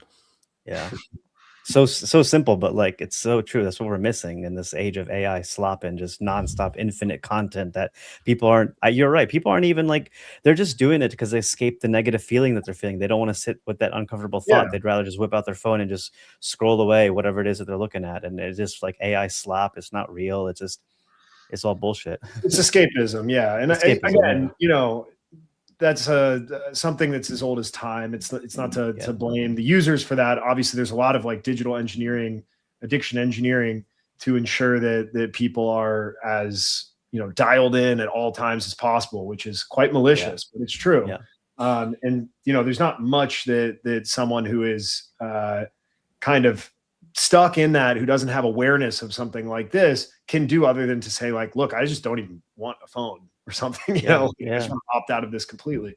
So I completely agree. It's human. And you feel, as I do, you feel connected to all the other people you've gotten to know, like they're characters in a story, in a journey that we're all a part of. And so, you want to, there's like a strange FOMO that you feel, even though you've never met, or at least for me, like there's a lot of people that I haven't met. I've actually only really met like 1 or 2 people in real life, which I'm hoping to change this year. And there's still like some FOMO that I will feel sometimes, like, oh, these people are doing this. That's so cool. I want to be a part of it, I want to go to London, man. 100%, man. I saw T-Dog's post today. I'm like, this is dope. These guys have this little, like these 4 or 5 people who always get together. Whether it's in France or in London, it's the coolest thing ever, I know. I'm so jealous of that like little group that they have. Awesome. What's up, Michael? How's it going, man? Michael. That's an OG OG, Persist Forever episode. I was gonna say that was like one of the first couple, right? Number 2, right? Yeah. Who was first? Yeah, we go Seb first. The first was Audacious Investor. The guy who wrote the book, the first book. Right. The first book. No, Michael and I go way back. We were in several communities beforehand. Oh wow! Oh no way! Nice. Yeah, it's cool. Dubbing as well. I was involved with some stuff with them too. Nice. Oh yeah. Slow and Jeffrey, what about you guys? In terms of the next 3 to 6 months, I think it's funny. Like Krishna was saying about his job, was unfulfilling and things. But for me, my job it's work, right? I mean, I don't love it, right? But I get to maybe use it, for myself. Like I'm a plumber, right? I can use those skills, make myself feel good, I guess in a way, but it's still work. It's not as fulfilling as, getting to come on here and, hang out with all these people that I know, right? And it's like you guys are just saying, like, I know more people in SPX than I do in real life, and I've met, no one yet, right? So it's like that feeling is like real, right? And just for the next 3 to 6 months, it's kind of honestly just for me, just the growing aspect of it, like being able to grow the community, watching it grow, seeing what other committed people, like yourself and everyone else that, these ideas that they bring and they keep coming back with, updates and this and that, and the coordination aspect that's kind of, I think, grown fast in the past few months. But yeah, I think all those things are exciting to see. Like we're in the chat, every week. We're like, oh man, it's almost Tuesday. We're getting excited just to come talk. And everyone else that's in here watching as well and listening in. But yeah, like we're just all hanging out, with people that we know through SPX and being able to speak your mind, right? And you understand people relate to you, right, when you say it, and everyone like understands what you're saying and not feeling a certain way when you say it. Definitely goes a long way. And not to mention that we're trying to flip the stock market is like a totally other thing that you get to have fun doing. So yeah, I wanted to mention when you say coordination, just reminded me of something. Like you created that really cool Into the Cognisphere thumbnail that I'm using with our little pixel characters, which are amazing. Yeah, and you did that out of nowhere. This was my show at the beginning, but now it's our show. That's for sure. But but I've never mentioned like, oh, we should do this, or I never told Slow, oh, go make this channel to promote into the Cognisphere or whatever. And this is just all happening organically, which is amazing to see. I just want to shout out to you for doing that. Shout out to Slow as well, and Krishna as of course. So I just want to take a second to say I appreciate y'all and helping Thank you, coordinate Chad, things. for doing this, man. Yeah. And thank you, Cal, for coming on, and all the random people who are willing to do it. I think we're all having fun, honestly, man. You know, sorry, Slow, but I just think that's part of what it is. You know, like we trust each other, right? We work together. Like, you know, like I just made it because it was funny, to be honest, right? I was like, oh, this is perfect. Like, look, this is cool. And then like I updated it a little bit, right? Guys, I made it out of nowhere, and they're like, hold on, I got a request, and I was like, all right, you know, like, and I just you know, so I changed it, right, and we just did it, and I was like, all right, cool, yeah, this is it now. So it was amazing, you know, but but it's fun. Yeah, you're exactly right. It's fun, and like that's the best part about like finding people in the Cognisphere that you just vibe with, because at a certain point it just becomes fun. Like we're just hanging out, and like, you know, in like traditional investments, you know, like you find people talking a lot about how like important patience is, and like emotional regulation, and all of these things, and how you relate to your investments, not being emotional. And it's like, I don't even, you know, we do such a good job, you know, with things like there is no chart, and not talking about price and things like that, where it's like the cryptocurrency coin itself is almost an afterthought, because I'm mostly just getting to like hang out with my friends, having a lot of fun, and putting time and energy towards something that we all care about. And it's no different than like a bunch of buddies showing up for band practice because they all want to be musicians. You know, it's like we all just show up because we want to flip the stock market. Yeah. And we're having a great time doing it, you know? Yeah, totally. I think, you know, I did another episode with Chad like a week and a half, 2 weeks ago, something like that. And it was great. And, you know, he said something in that not to spoil anything, but like that it stood out to me. And I feel similarly, which is basically just that, like, I want to just see the community win, and I just want to see the community grow. Like that's really where I'm at, because I'm sure you feel the same, Slow, based on what you said. And I kind of do too. At this point, like, and I think that's the beauty of a culture of DCAing and no chart watching, and also a byproduct, I guess, of like a relatively broader, boring crypto environment at the moment, which I don't even mind, to be honest, because, you know, there's really a filtering of all the people who are like dopamine addicted are gone. There's really only people who are interested in this stuff left. But, you know, at the same time, I think more importantly, like we have all seen, and I was thinking this, you know, when I first got on here, like it's so cool to see people who, you know, got in around the same time as me, or a little after, a little before, you know, also be as into this, as involved as I feel like I am. And, you know, I think Tan's had an amazing tweet 2 months ago or so, where he said that SPX is, stop thinking of SPX as an investment or a trade or any of these things, and start thinking about it as like a life integration, i.e., how can I work this into, you know, daily, weekly, monthly lifestyle to make it better, right? Like ultimately that's what an investment should do, you know, outside of money, is make your life better. And I think that this is amazing at doing that. And so I feel the same way. Like, you know, one of the things that I think about often is like, you know, in the next run or whatever you want to call it, all the people that will join this and, you know, meet people who feel equally inspired by the mission and by what this could be and what it stands for, and connect with each other, and all the future shows that will emerge. And I don't know, that just feels very special to not only be a part of now, but also to feel almost an inevitability around, because there are so many external circumstances converging at the same time. And there really aren't many other alternative options outside of, you know, being a part of really SPX, and maybe you could make the argument one or two more things, crypto or otherwise. So I don't know, that's very exciting, I think. Yeah, for sure. I mean, if there was something that I could find that was more exciting, more efficient, you know, fulfills more things, like I would be spending my time doing that other thing. Right. This is like Krishna said, this is like the most exciting thing on the internet. Yep. And Yeah. in was the a good world, point. to me, like it is literally the most interesting thing in the entire world to me. I mean, dude, like how else are you going to find I mean, we're just 5 people right now, but 5 people who are like super into it. Where else are you going to find that just organically happening? Yeah. It's like impossible. Very rare, very rare. Yeah, man. And it's the hard thing too is it's just impossible to build or sustain. Like I've worked in the industry of crypto for, you know, almost 3 years at this point. Before that, you know, I worked at various startups. And so like I've been building stuff for a long time.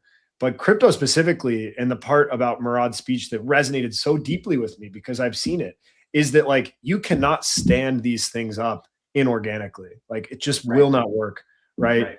The best bet you have is something like a Link Marine, where yes, you made your community rich, but actually the idea is, you know, I don't want to like shit on Chainlink or something. I actually don't know that much about it, but you know, the idea, shout out Chainlink. The idea is not like there's not a moat behind it, right? When it's based on technology, someone can go and make a better version, and then all of a sudden, the initial thing, you know, maybe they have partnerships or something that's a moat, but it's a dynamic thing, right? Whereas, you know, these products are based off of human connection, and it's a legitimate network, right? Similar to like Bitcoin or something, and it's organic, it's bottoms up, it's distributed. So, like, you know, you actually can play a role in the outcome, you know, and so can everyone else, and you can feel that. You can feel the energy of it. Whereas, you know, eventually, no matter what you do, the incentives are perverse if you have like a centralized token where all of the holders are going to look at the people who own 50% plus, and they're going to say, why aren't you making my bags go up? When, you know, the people who are at the center of that obviously also want their bags to go up, but have less incentive to do so because they can just sell. So it's just not possible for that system to work. Right. When it goes back, I mean, that's Chainlink's similar to the XRP thing, but with XRP, I mean, the reason why it's fundamentally never going to, I mean, they have a very good marketing team, but everybody at the end of the day is getting farmed because there's still 50% of the supply. The company distributes. So it's not a real thing. And XRP is absolute best in class version of that. Like that is the best case scenario of one of those things. That's because they know what they know. It's just a community, and they just they know that they're smart. I mean, they've played their cards as well as they possibly could have. Like there's a million things we could say about XRP. The fact that I think it was this summer it had an FDV of like 250 billion. And it's insane. Like, I don't know. It's just like funny because for my work, I speak to a lot of like, you know, pretty successful crypto native oriented people and, or, you know, TradFi people who are crypto curious, you could call it. Mm-hmm. And, you know, it's just like, I know you guys think I'm crazy, right? Yeah. But you guys are actually more crazy than me. You know? Is if you're a wealthy person, and you don't have foresight like a Matt Beck or something, or you don't feel like doing the due diligence and getting in the chats and meeting the people and listening to into the Cognispheres or the Flip the Stock Markets, you'll never be able to differentiate this from, you know, Chill House Fart Coin or whatever the fuck. Like, you know, the 10 million other coins that are, you know, maybe not, could be good trades here and there and whatever, but they don't have books, they don't have shows, they don't have people actually, like, they don't have people talking like, you know, Slow was to 5-10 minutes ago, saying this is the most interesting thing in the world. And by the way, I agree with you. Just don't have that. Yeah. And even to add to that, like compared to Bitcoin, SPX, like, you know, the regular person, if you wanted to join the Bitcoin community, you have to first deal with all the toxicity that happens there. And like, second, like, you have to know the technical aspects. I know there's like this meetup in New York, but it's so technical. And like, unless you know that stuff, then what business do you really have there? What can you meaningfully contribute there? Besides maybe, okay, you can just market it, you can just promote it, but like, that's just not as fun as something like SPX, which is newer. You don't need to know any of the technical details. You just basic facts. Okay, it's on Ethereum chain and so on. And like everything is already out in the market. There's no need to mine.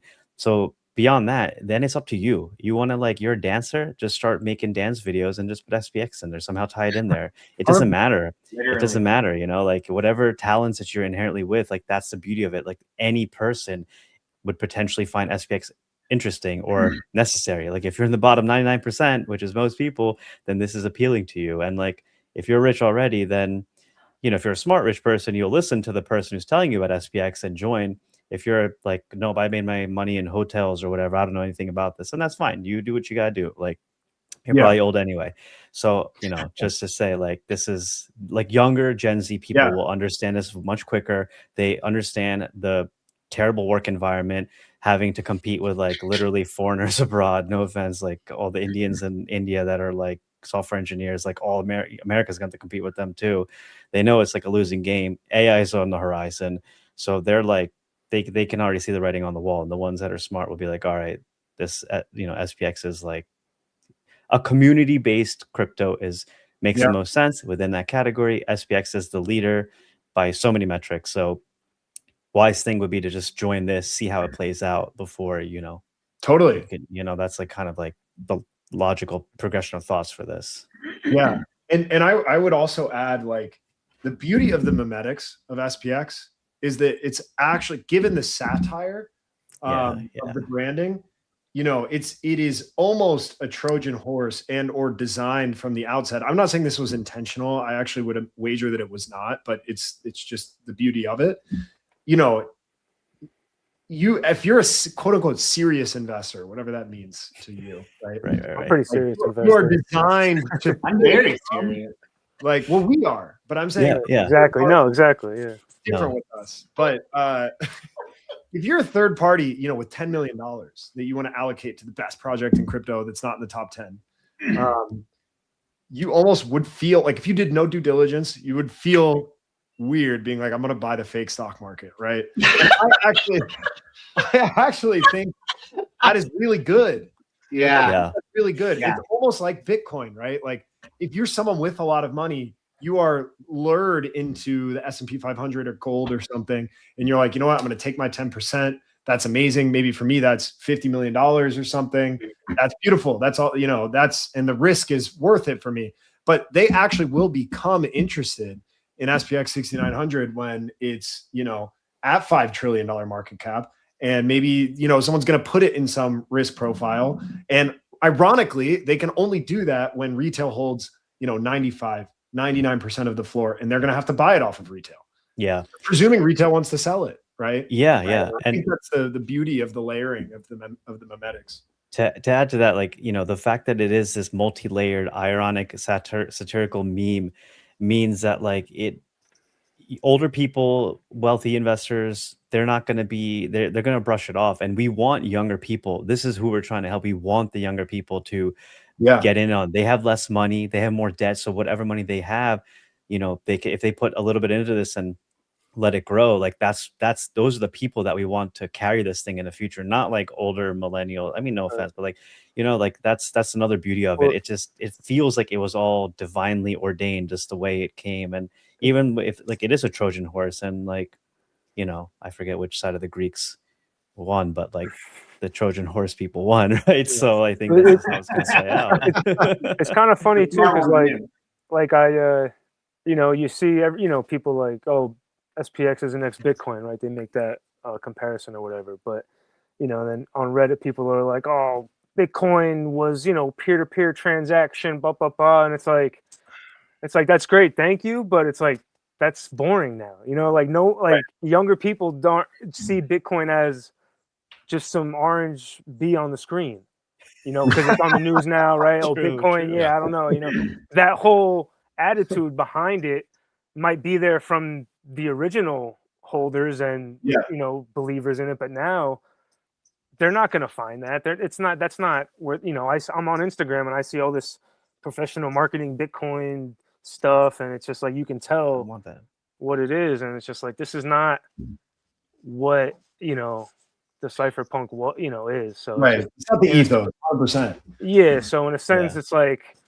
that's great, you know, it's all peer-to-peer transaction, you know, thank you for that, but it's also like, that's not enticing to younger people, you know, like, so Yeah. 100%. We could do peer-to-peer transactions. I Yeah, know we can that's do why I that too. said. Well, that's why I said Yeah. thank you, like Bitcoin. You know, like you got. You know, thank you. that's like what everyone is doing, right? So it's just Yeah. like Well, why? Bitcoin's a martyr. If Bitcoin is the last store of value, then that means their whole argument falls apart too, because gold was the first store of value because it's the first Right. one. That doesn't even make any sense. Yeah. That argument, that's kind of the argument. Like, we're the first, so fuck you. I think you actually tweeted about this just the other day, Cal, where you said it makes no sense that Bitcoin being the first of this kind of technology class, it makes no sense that it would, hold that spot as like the most important or the most exceptional or whatever. It's like, this is technology we're talking about, and it's very profound in what it allows people to use it for, which is exactly what SPX is doing, right? From like a technology standpoint, SPX is basically the same thing as Bitcoin. Like, there's not exactly, it's not like SPX is trying to have faster transactions on like the blockchain, blah, blah, blah. Yeah. And you can just how people are approaching it with their creativity and imagination. And, now we're playing coordination games, and we all know that we're playing coordination games, at least in SPX. That's like a big piece, is that we all know what we're doing here. And that's, and we know that because of Bitcoin, right? Yeah. Anyways, go ahead. It's Sorry, just another vessel of belief, but go ahead. Sorry. Right. Yeah. I mean, I was just going to say, you can tie in a lot of the lines of thinking that have been shared on these shows into like a very straightforward story, which is that crypto and currency as a whole is a social phenomenon, right? In which case, it takes time for these things to play out. It takes time for people to accept that the world is changing. And, if you study any form of technological wave and adoption, you'll understand that like the initial Trojan horse is a good sort of way to exemplify this, but the initial emergence of a new technology is typically not the end state. And if anything, ends up being more of a proof of concept. Now, that can mean that initial thing ends up evolving over time. It certainly has a first mover advantage. But if anything, it has functionally proven that people getting together under a very powerful idea can create a ton of value in society and can disrupt a system that we can all agree is not working, right? And so it solves a real problem. It does it at scale. And, as Pluterme said recently, it has the potential, and I think that's a key word, obviously, like we have to make sure that it actually happens, to help with some form of wealth redistribution or something of the like, because the only people who have the risk appetite, the tolerance, the patience, the willingness to sit through all of this quote unquote volatility is the people who can't even see it, right? And want to stand for something larger than, number go up or number go down, and want to shoot so high that, I don't care if my $100 turns into $10,000. I want it to turn into $1 million. Otherwise, I'm never going to touch it. And in order to get to $1 million, you have to be so insane in the first place that you might not even touch it when it gets there, right? And a rich person is just not good at that. Like, they're not going to be able to do that. And so I think that plus Tanz actually had an amazing tweet the other day.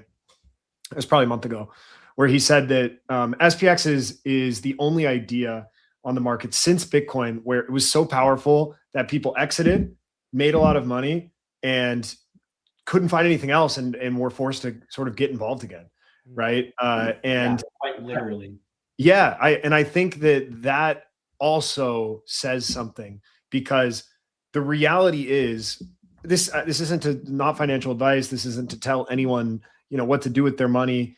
Like, I think anyone who wants to sell a certain amount at a certain time or have their own plan or do whatever should do that if they want to. I don't know. Everyone can do what they want to do.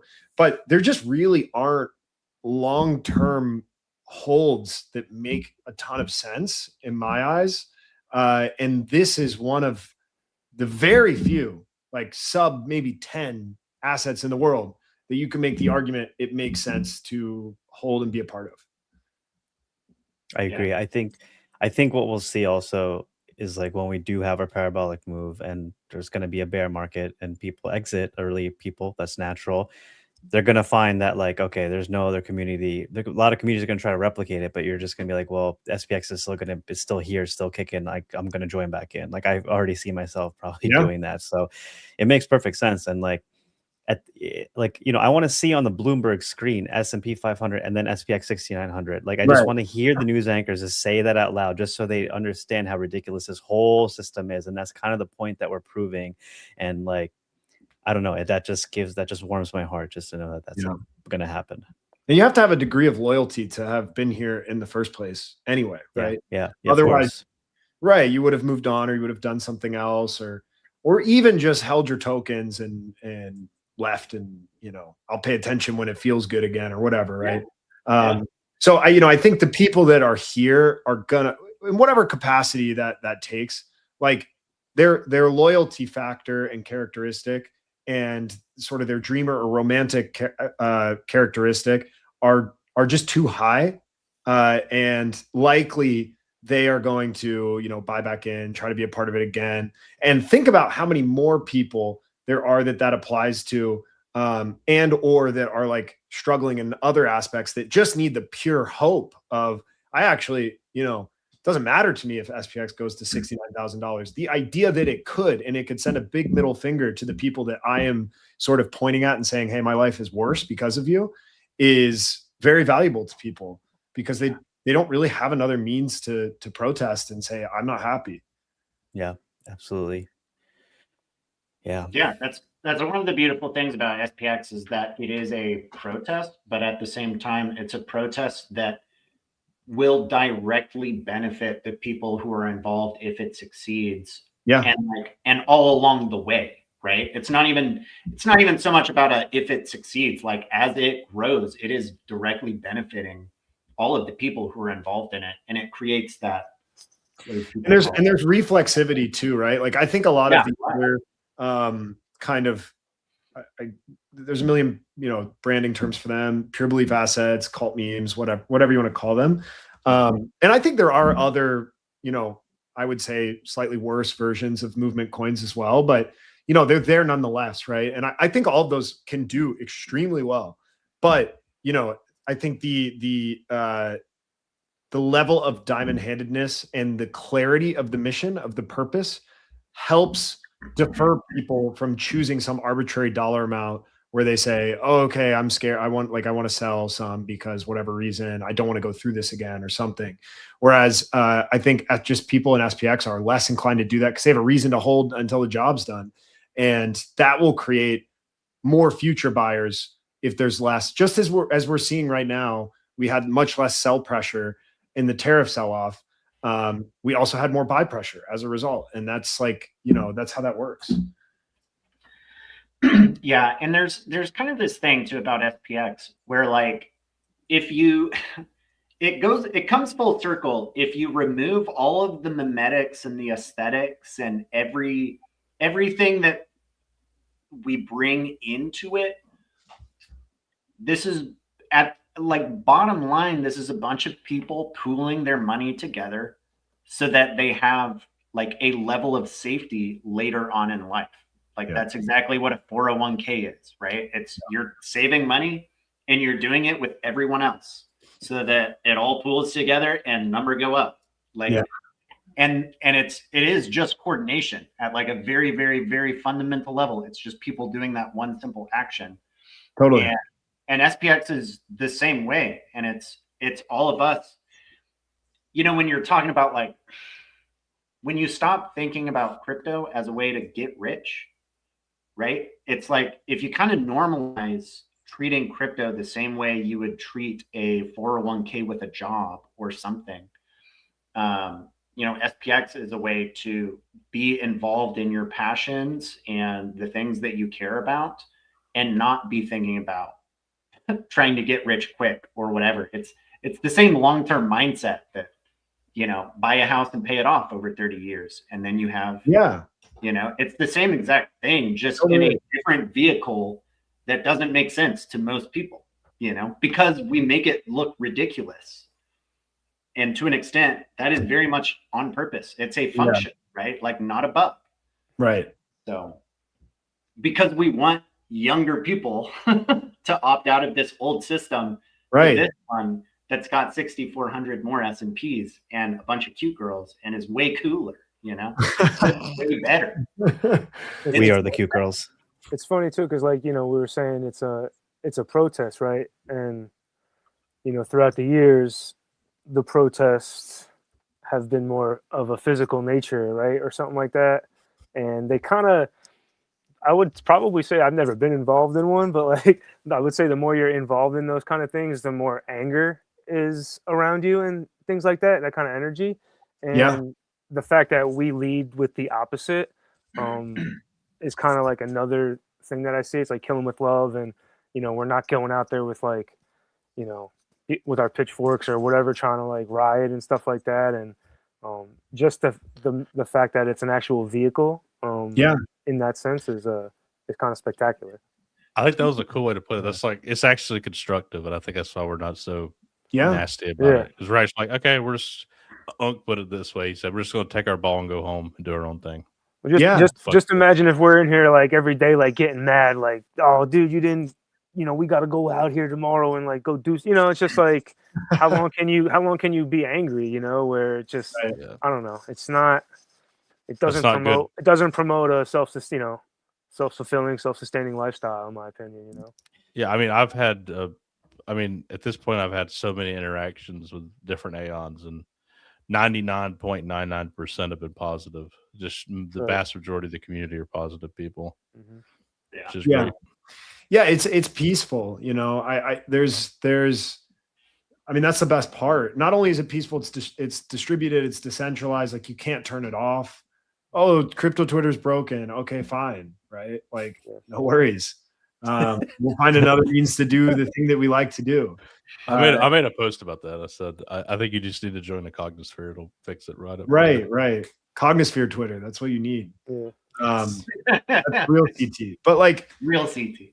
Right. Like, you know, and that will so continue to evolve. There will be YouTubers, there will be, you know, IRL conferences, there will be meetups, there will be all these things. And I think not only is it peaceful, but also when you think about the last 10 to 15 years, this has always been, you know, a sort of a global issue throughout all of history, right? This idea of like serfs versus the kings is, you know, an evergreen concept in all of history. But I think in particular, it's on display in the last 15, 20 years. And if you go and think back about GameStop, you know, or GameStop, sorry, about Occupy Wall Street, about Bitcoin itself, even you could say things like Dogecoin were a means of, you know, almost as you know, to not to mungify the show, but like Jester's privilege to some extent, to just show the lunacy that is, you know, that the common person feels with the entire system. Like the idea that Dogecoin went to $100 billion. And I remember the day that it you know, basically 10x'd in like a day. And almost every single, like, you know, tech personality was like, this is absurd. Dogecoin is bigger than American Airlines. And like everybody in the comments was just, you know, everyone's just reply guying, like, do good every day. Like, you know, it's actually more valuable. Like, it should be more valuable.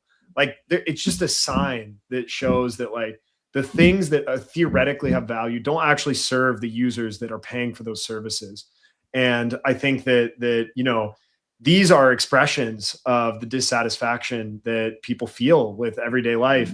And there's almost like it's like the only way to kind of conjure like a middle finger to the system and to get the recognition of the people that you feel upset with. Because, you know, obviously if I stop going to Starbucks, I don't really go to Starbucks, but like if I did and I stopped, they're going to continue to win as a business, right? There's nothing like my personal vote of capital does not do anything, you know, because they've addiction engineered their current users. So anyway, rant over, but I think it's a great rant, great cook. That was great. Thank you. Yeah. I do think that there's a piece, honestly, that like at some point in the future, you know, we're playing certain types of coordination games, and someone, I forget who, someone started getting the ball rolling on the idea of on the 69th day of the year, they're calling it DCA Day, and they're trying to get as many people as can to buy either $69 or $100 on this one day, to kind of have I think that was that William guy we showed earlier. Could have been. I was kind of thinking maybe it was. I think can't remember. But like that kind of thing is really important to continue to develop over time, because it's a very, very direct way that if you can get enough people to all coordinate, you can have these really, really massive. I'm not talking about price action. I'm talking about the way that you can affect certain things. Yeah. Like your Starbucks reference, for instance, it's like, it would be interesting if, you could get enough SPX holders to all, on 1 month of the year or 1 day of the year. There was something like people were doing like a whole month where like they wouldn't buy anything from Amazon or something like that. I see. Different things like that like you were saying, you alone as one person, you're not going to affect the success of that business. But we saw from, the pandemic, well, when enough people stop, it has massive implications on the economy and the way that these businesses react and respond. And imagine enough people all having this protest of peaceful life over greed, and very explicitly like canceling Amazon memberships or like, doing things like that to really put a blip on people's radar in like a single month, a single weekend, a single whatever, of like people are actually voting with their dollars. You know what I mean? Yeah.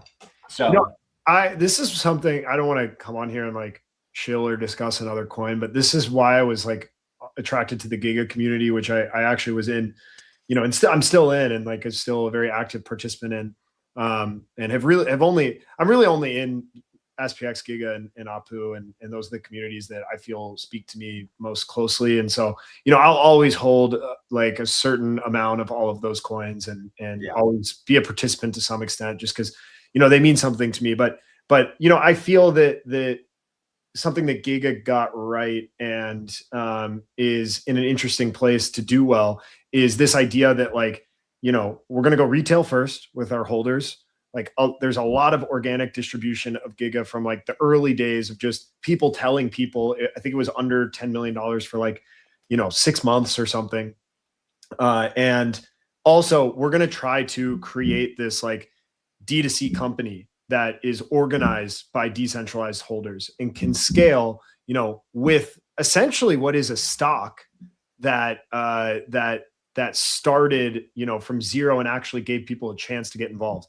Like the typical, company formation starts with like, I, Cow, start a company and I own 100% of the company. And then I have to sell employees on taking, some of the equity. I have to sell investors on taking some of the equity. And then eventually I either have to get the whole, company acquired, or I have to take it public or something, but people have to buy my shares, right? Otherwise the company is valueless. And in order to do that, I have to make money and blah, blah, blah, have a great pitch, all these things. But what blockchains could actually do is, what if the equity came first? i.e. there's a critical mass of people interested in SPX. Let's say, you are an independent person who has always been interested in making great coffee, right? Instead of everyone going to Starbucks, there is a world where some entrepreneurial person in SPX says, hey, I want to make coffee and I want it to be called Gameon, right? And I want, I'm going to verifiably on the blockchain donate X% of my profits to, SPX holders, or I'm going to burn it, or I'm going to, keep a treasury of it, or whatever it is, right? And, I don't really think that's super feasible yet, but I think, I don't want to talk about some theoretical bull run that hasn't happened yet, because I just think that's, whatever, right? Let's just say, when we're at 5 to 10x the holder base, that actually becomes a very legitimate business model, right? And the best part is you really can vote with your capital, i.e., if someone has been, like if Chad had something like that, I know he would make sure that it was like a high quality product because he's been around for a long time, right?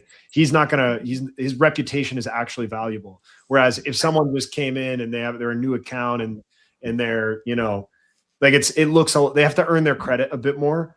Or you could see, you know, companies just purely choose like, okay, these are where the users are.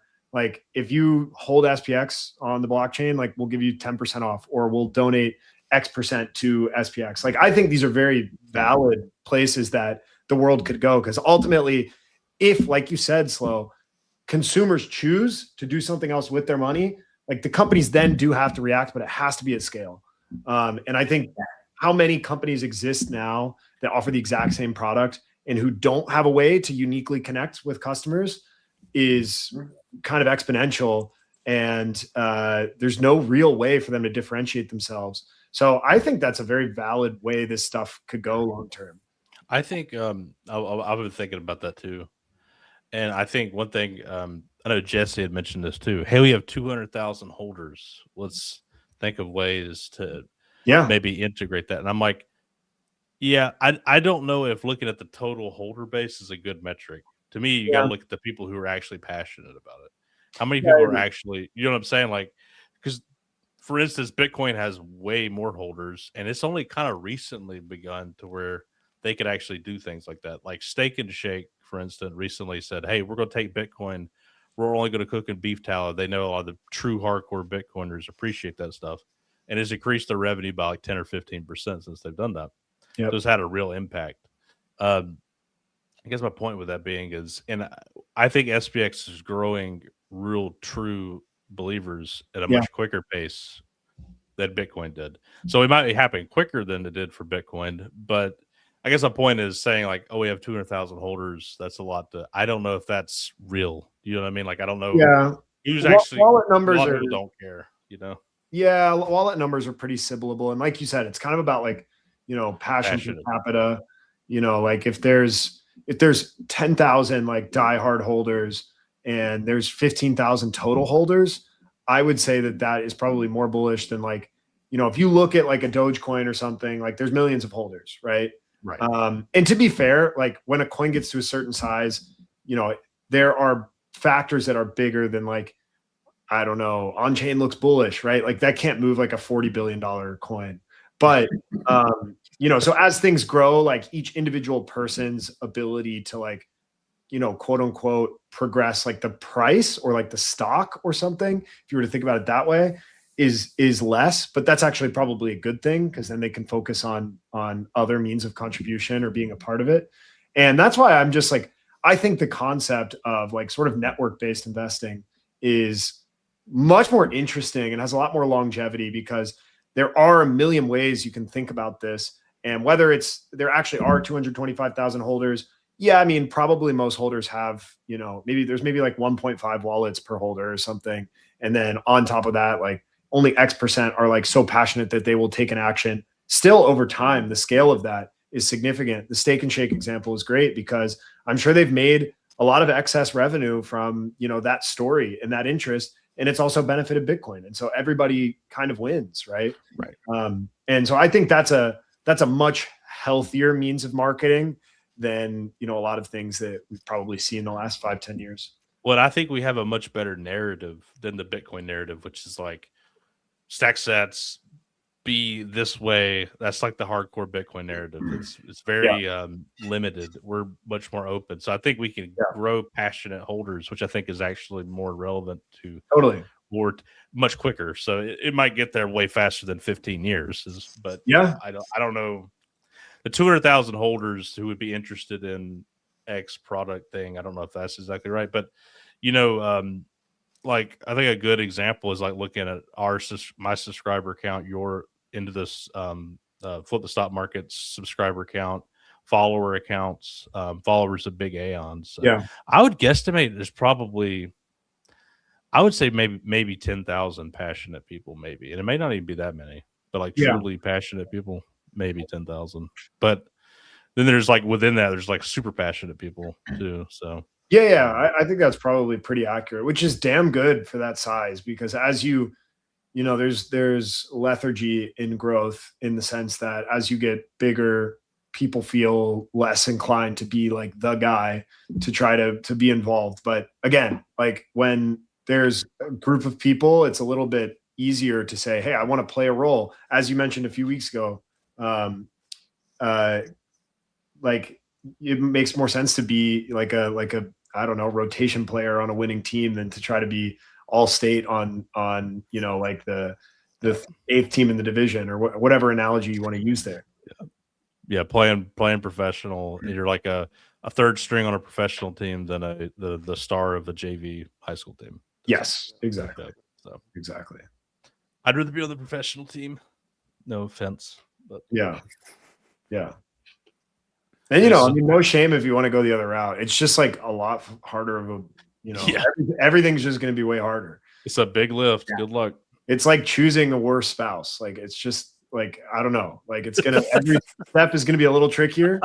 And if you're cool with that, like, respect.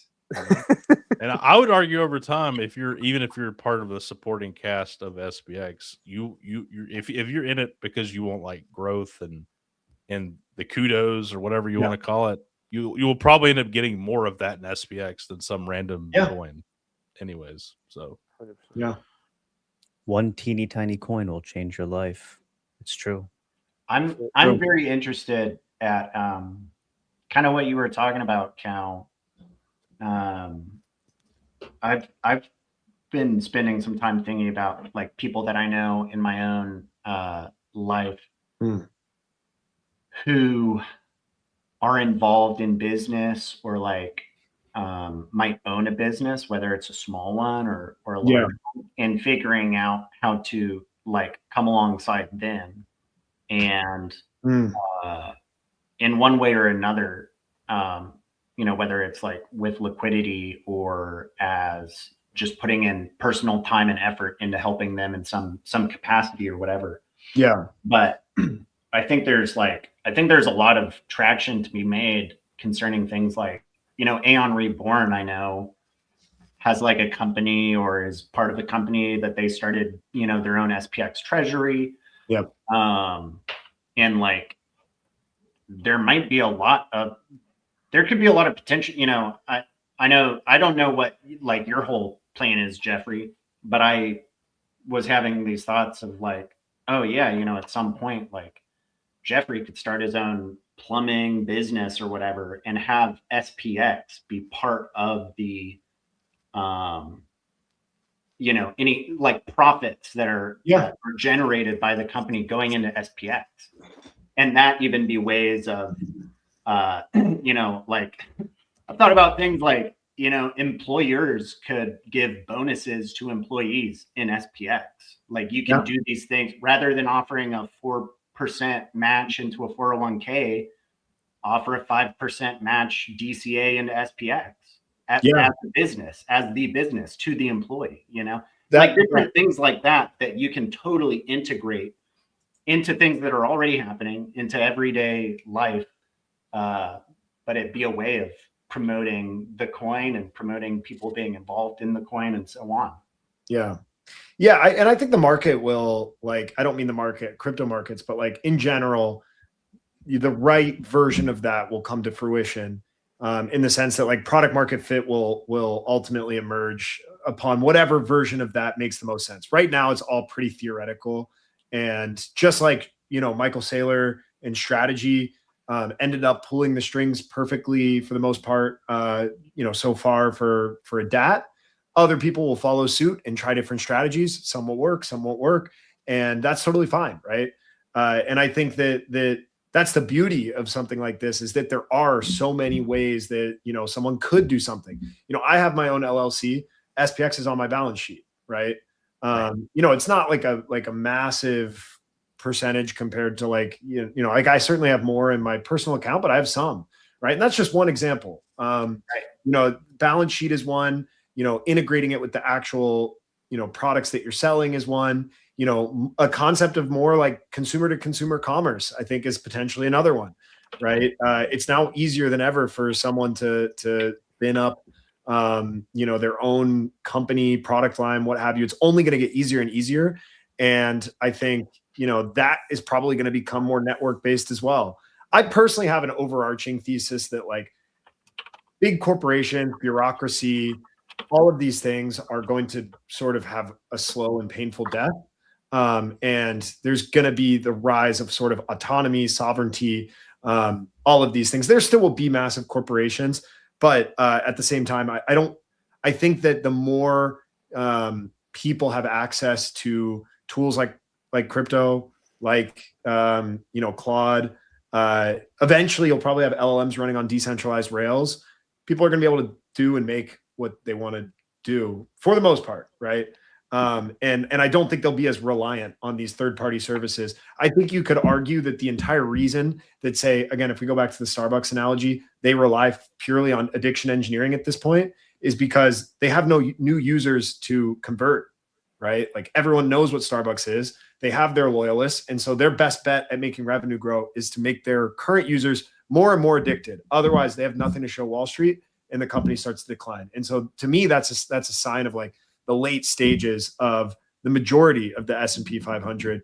And the only thing that investors really, like investors in like the trad world, really have left to cling to is this idea that technology can create this sort of infinite reality, whether that's through AI or robotics or what have you. But even that is pretty baseless in reality and in the current day, and is all based on this theoretical utopia that may or may not happen.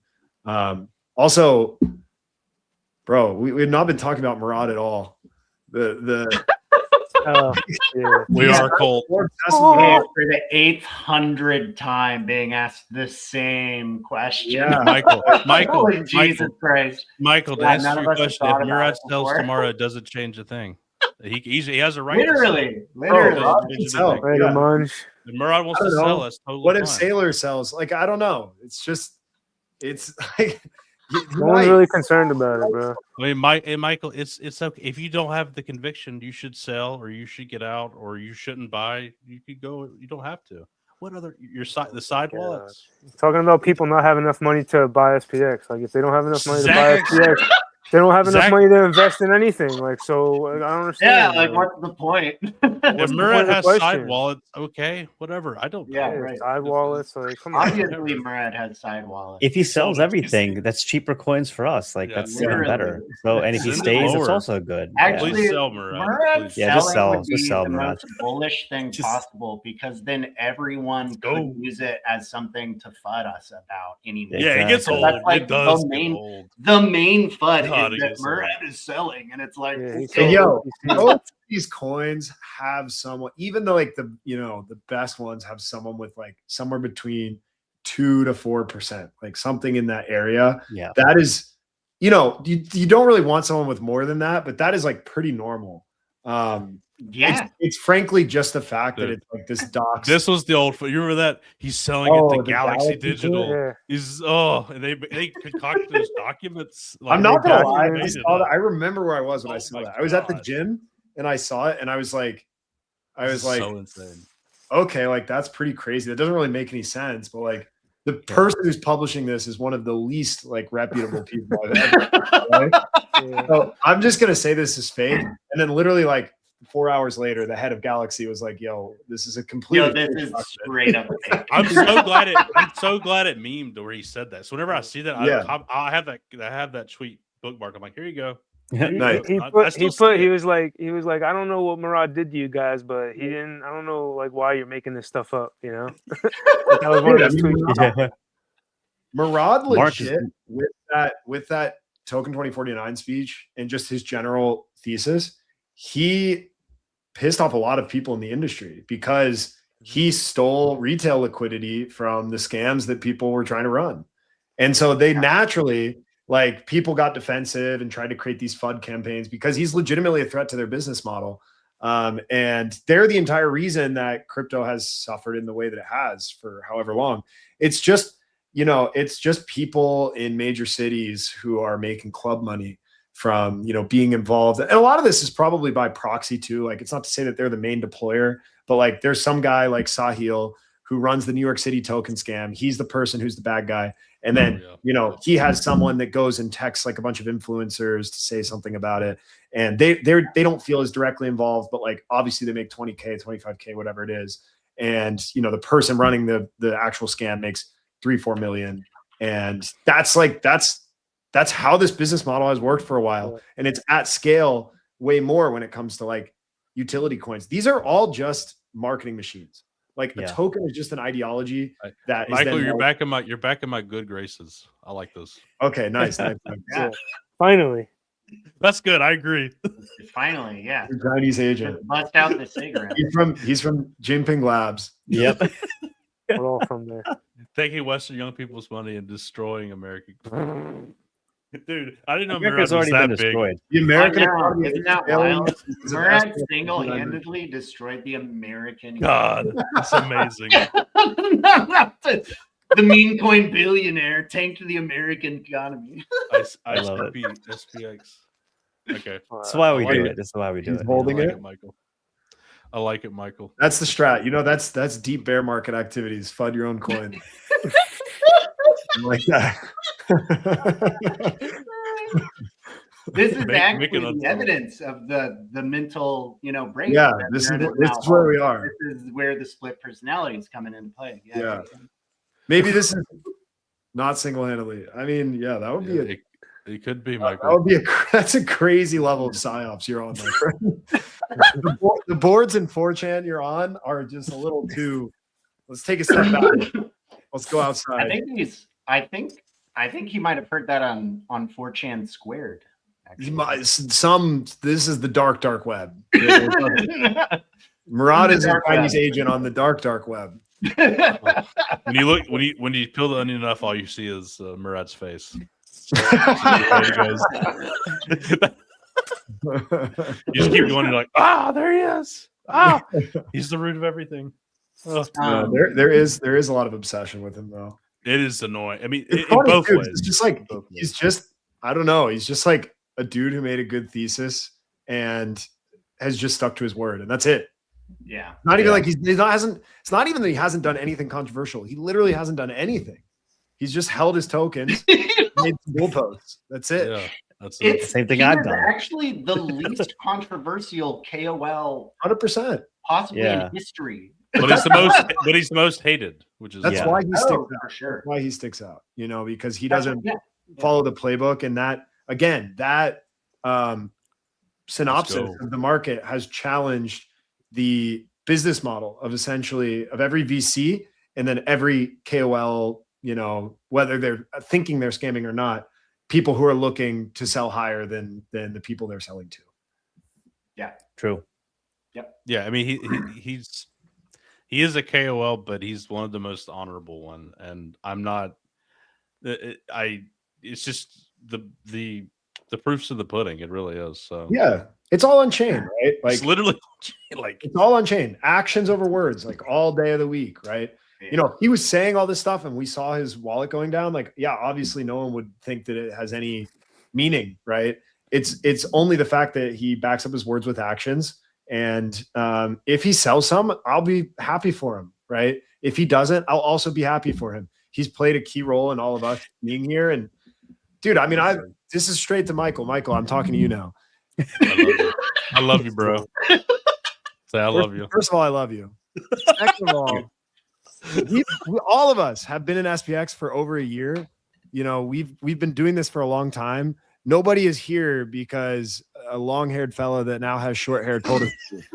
Like this is our own, we have control over our own lives, and we're going to continue to do this until we win. And so you can choose to do that with us or not. The lore that would be created if he's suddenly full stacked out would be kind of incredible, to be honest. That is true. And then Michael's going to buy the bottom. Yeah, I was going to say, Mike's going to pick it back up. Yeah. Michael is the Chinese agent. He is going to take the okay. I will legitimately answer your question. If the future of the general public doesn't have money to invest in meme coins and institutions are investing in Bitcoin and altcoins, how do they grow? People are not literally going to have $0. I don't think anybody's stating that. There's people always have cash coming in. Let's be very clear. If the 99%, if retail legitimately has $0, there is no economy left. Yeah, it's a bad day. The economy is over. Yeah. SPX is the least of your concerns. The answer to the question is they don't. Yeah.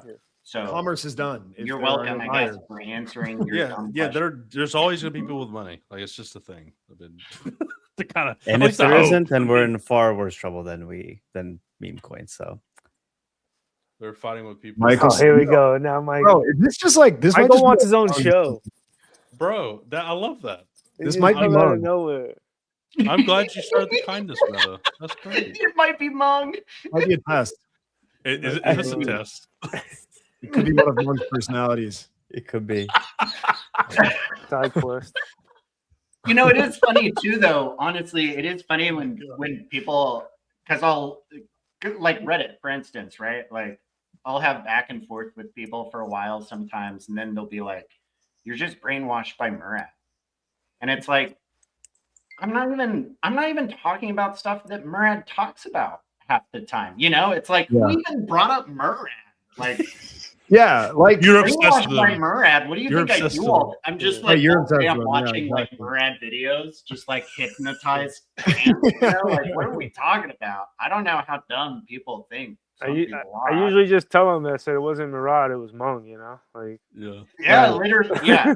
yeah. Yeah. Hey, also, that's another great point. Anytime anyone is like, man, what if like Morad sells? It's like, man, what if any of the hundreds of other people who have millions of dollars in SPX sell? Like, why are we not worried about them either? Like, because I feel like the trope for a long time was that like people just rely on like, oh, some KOL, like this guy, you know, it's like, oh, okay, he's a troll. Taylor's He's in. a troll. 100% a troll. all right, keep going. Dude, it's Mung. It's Mung. God, It's Mung. Michael, you guide us. Well played. Well played. You guide us. You cracked us a little bit. Good job. But yeah, the early trope was like, if Murad's not pushing it, how's it gonna succeed? You know, that's just an ancient FUD at this point. Like that doesn't carry any meaning today. But there are people who are, I think the people who are like angry at him too, there are some people who are like, I don't know, maybe they were holding like Mini or something and like hoping that the list would take off and it didn't. And like they're like, where, you know, but I think most of those people are gone at this point.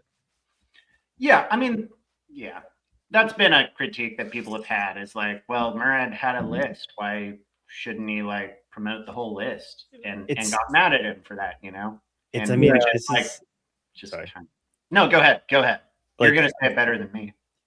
Well, the way that I saw the list is like, these are 10 different types of personalities or formation. And they all have, all it is just a meme and people. And it's up to the people to drive the project forward. Out of that list, there were some that did a better job, some that just didn't. If you're relying on Morad, then that you like nothing was going to happen because he's just one guy. And at the end of the day, he just chose the winner. Like that's all it is. It's like how we chose the winner. And also it's like what you resonate with. I don't really resonate with some of the coins, so I'm not going to pour my heart and soul in them. It's as simple as that. So you can't like, you know, you're just like not taking responsibility for whatever. You're just like blaming the external world. Like, no, you can't do that. Totally. Yeah, they were. I mean, at the end of the day, they were all angel investments, and you know, I think he basically made like a small venture portfolio. And like you said, Krishna, like these are, you know, these are people overweight his influence or any one person's influence in the outcome of something, and then they tend to like retrofit the narrative to say that they were the reason for it or something. Is Michael Saylor why Bitcoin has succeeded? Obviously not. What if he chose Litecoin? You'd never have heard of him, right? Like. No one would be talking about him. So it's not to say the other coins are bad or whatever, but it certainly is. Yeah. I mean, if the other ones speak to you, that's awesome. Then you should lean into those. You know, if SPX speaks to you, I think that would make the most sense, largely because again, these are people representing a token. The token itself is just a piece of code, like whatever, right? Exactly. It's the people that create the life in the token.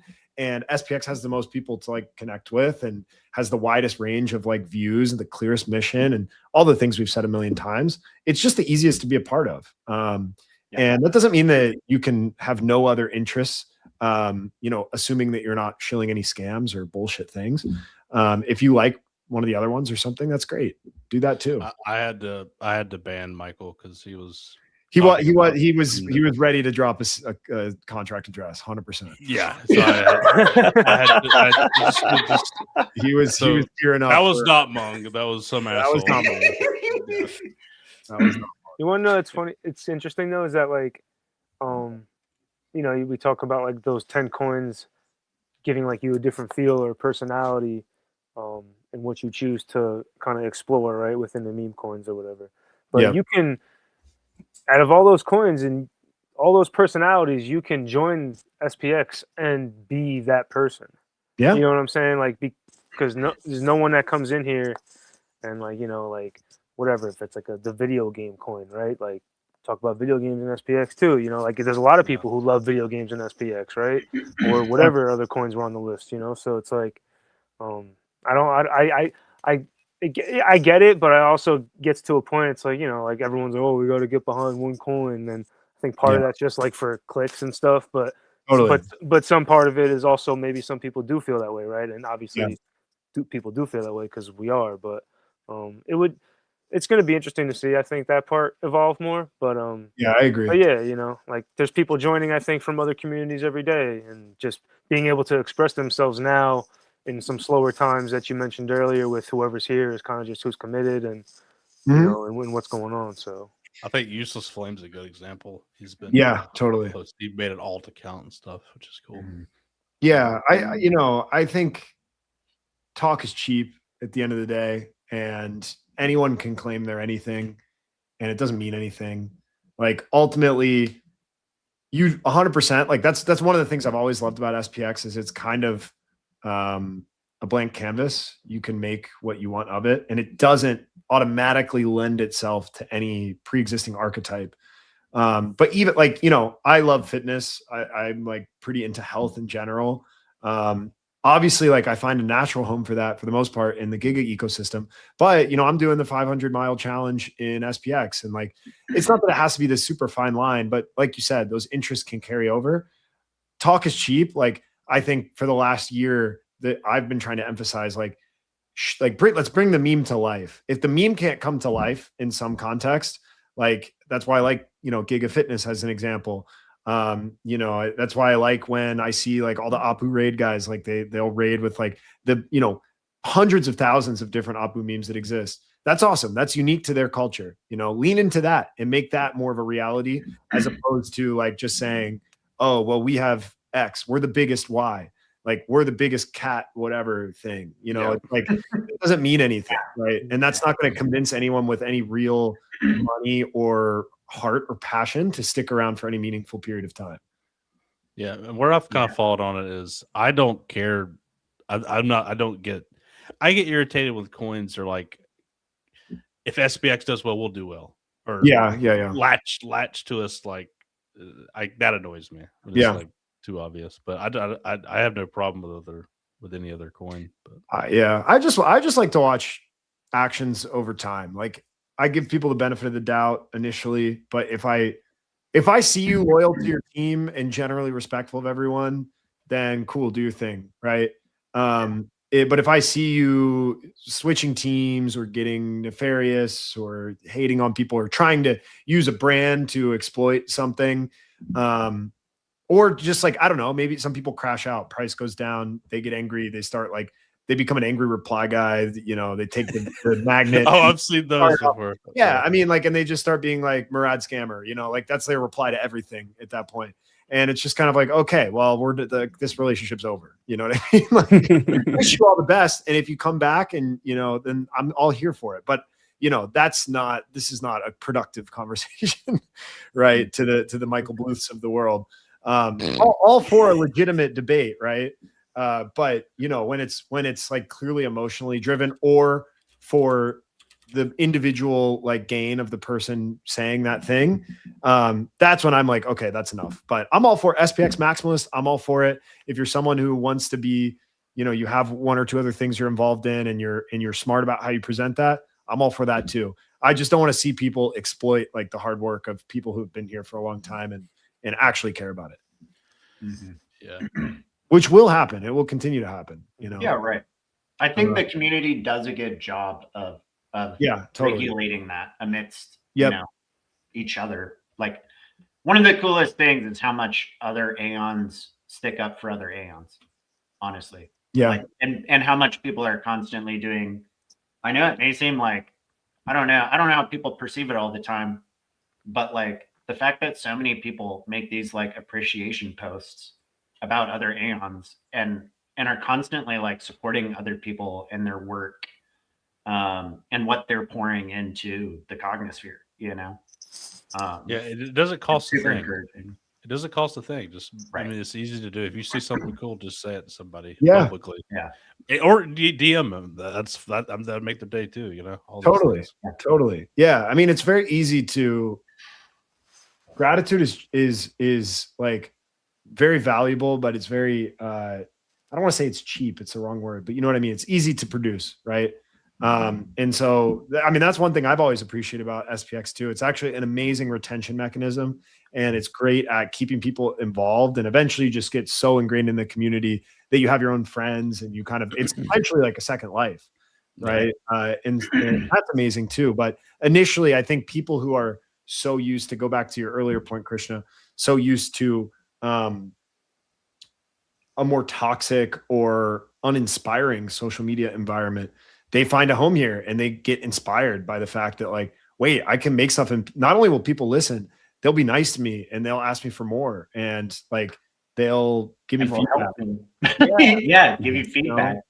I just think that alone is so like, so rewarding for people, and such a contrast from the remaining sort of other approaches you can take to that it's super compelling to someone, and you don't even realize it until you try it yourself and you find a home here. Yeah, I remember there was a big. Oh, sorry, go ahead, Krishna. No, I was just saying that. You go ahead. I remember a big debate. It was like a year ago ish, about maybe it was like in August, or I don't remember, 6-8 months ago, about toxic maximalism in SPX, and I do think there was some of that to an extent, because some people were like railing against people and saying kind of mean things to people. I haven't seen that in a long time, and I think honestly, a lot of them either learned and pivoted, or they're not here anymore. So the funny thing about it is those that were I think they're used to the way old meme coins operated, and they were just here for the quick buck, anyways. So whenever we were hot, it brought in those types of people. Yeah, I agree. Extremes don't really work in general. Experience, you know, whether you're there for, you know, a quick buck and you end up, you know, basically like just being, again, toxic maximalism, in the sense that you start yelling at, if price goes down a little bit, you start yelling at all the OGs like, are you guys selling? You must be selling, or something like that. As much as the guy who turns their account into a scammer and tries to like farm followers. Not that they're exactly the same equivalent, but like neither of those people are going to be here in a year, is my point. Right. Y'all an OG selling, that's the worst. Yeah. So annoying.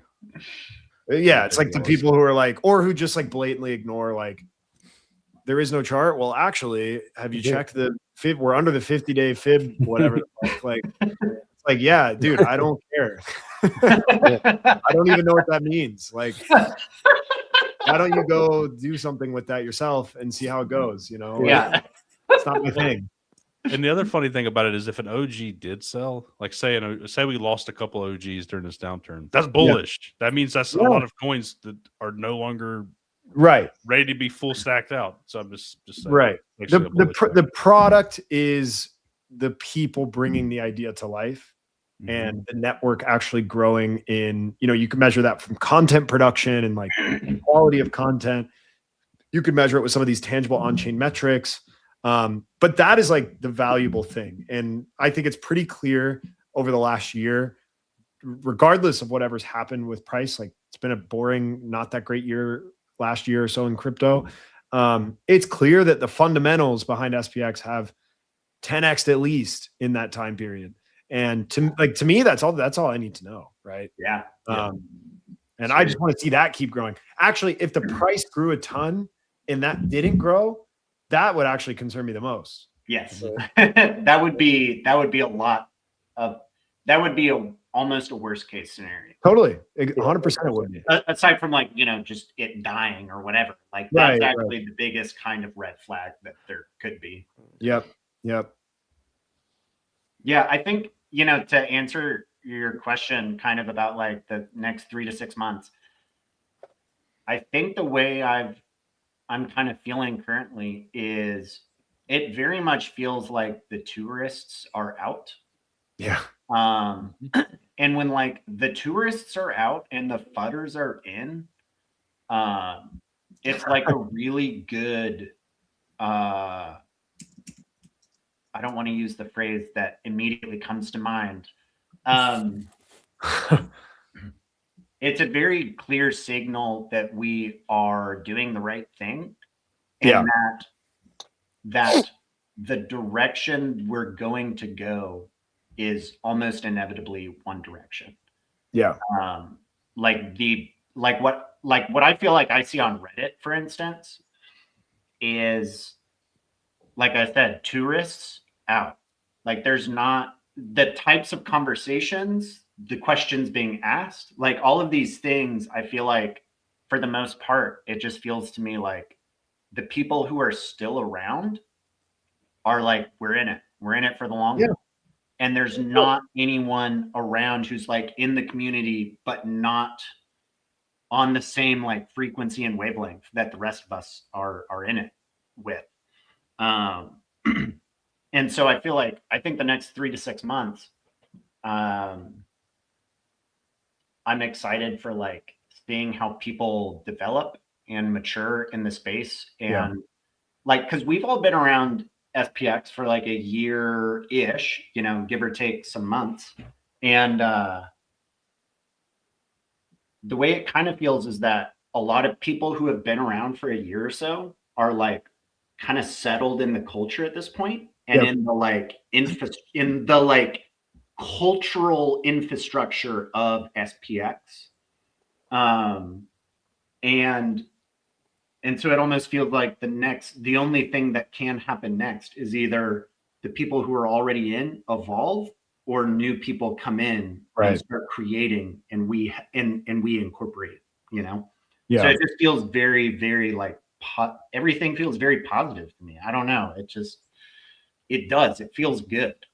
It's just like SPX just went through a hiring process in the past, the past like year and a half or something. It's just like, that is what it feels like. It feels like everyone has here and their like, probationary period, and everyone, you know, the people who have been here for a while. I've seen infographics and stuff of like the stages of an Aon, you know, or like stages of a believer, right? Yeah. And they're always like interesting to read and sometimes pretty accurate and stuff. Chart posting like at the beginning.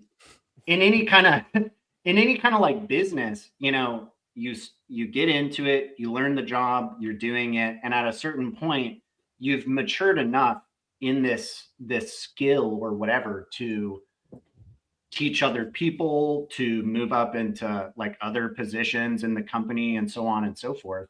And like you're developing as a person, but you can also in turn help other people around you develop. Yeah. And I feel like a lot of people that got in around the same time as me are in these like positions where they're helping other people develop now, versus like them figuring out how to fit into SPX and, you know, figuring out their own voice or whatever. It's like a lot of us already kind of have our place in the community, and we've really solidified ourselves kind of in the, you know, in the like network. And so now that it feels that way, it feels like we're kind of just getting ready for that next wave of hiring people, you know, and people are going to find us. And as they keep finding us, we keep educating. It's true. It's true.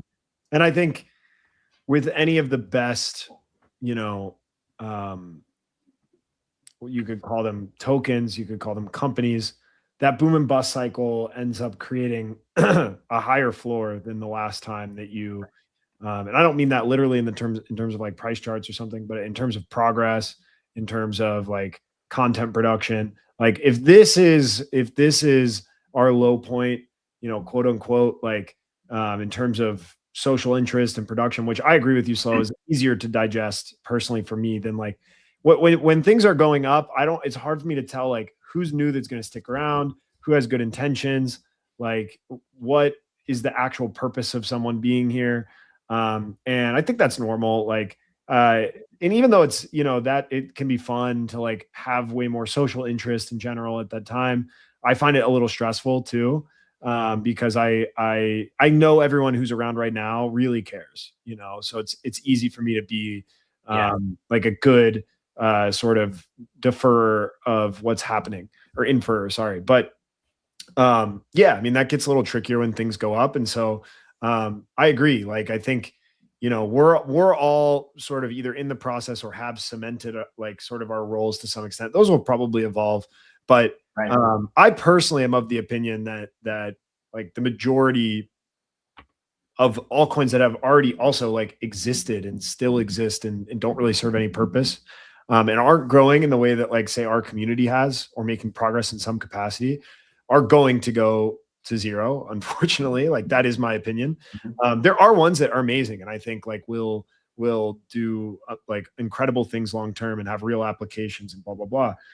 Those are very, very few. And so my point in saying that is like, the on-chain economy, if you will, is a true free market. It is true, like it is a genuinely, it's early stage capitalism is what it is. What we have is like a way that anyone can transact and sort of get behind whatever they want to, whatever appeals to them, across art, across communities, across, financial products, whatever it is that's interesting to them. And I personally think we're in the very early stages of that unfolding, and there aren't that many options where the product is actually getting better for people to take any sort of, role in.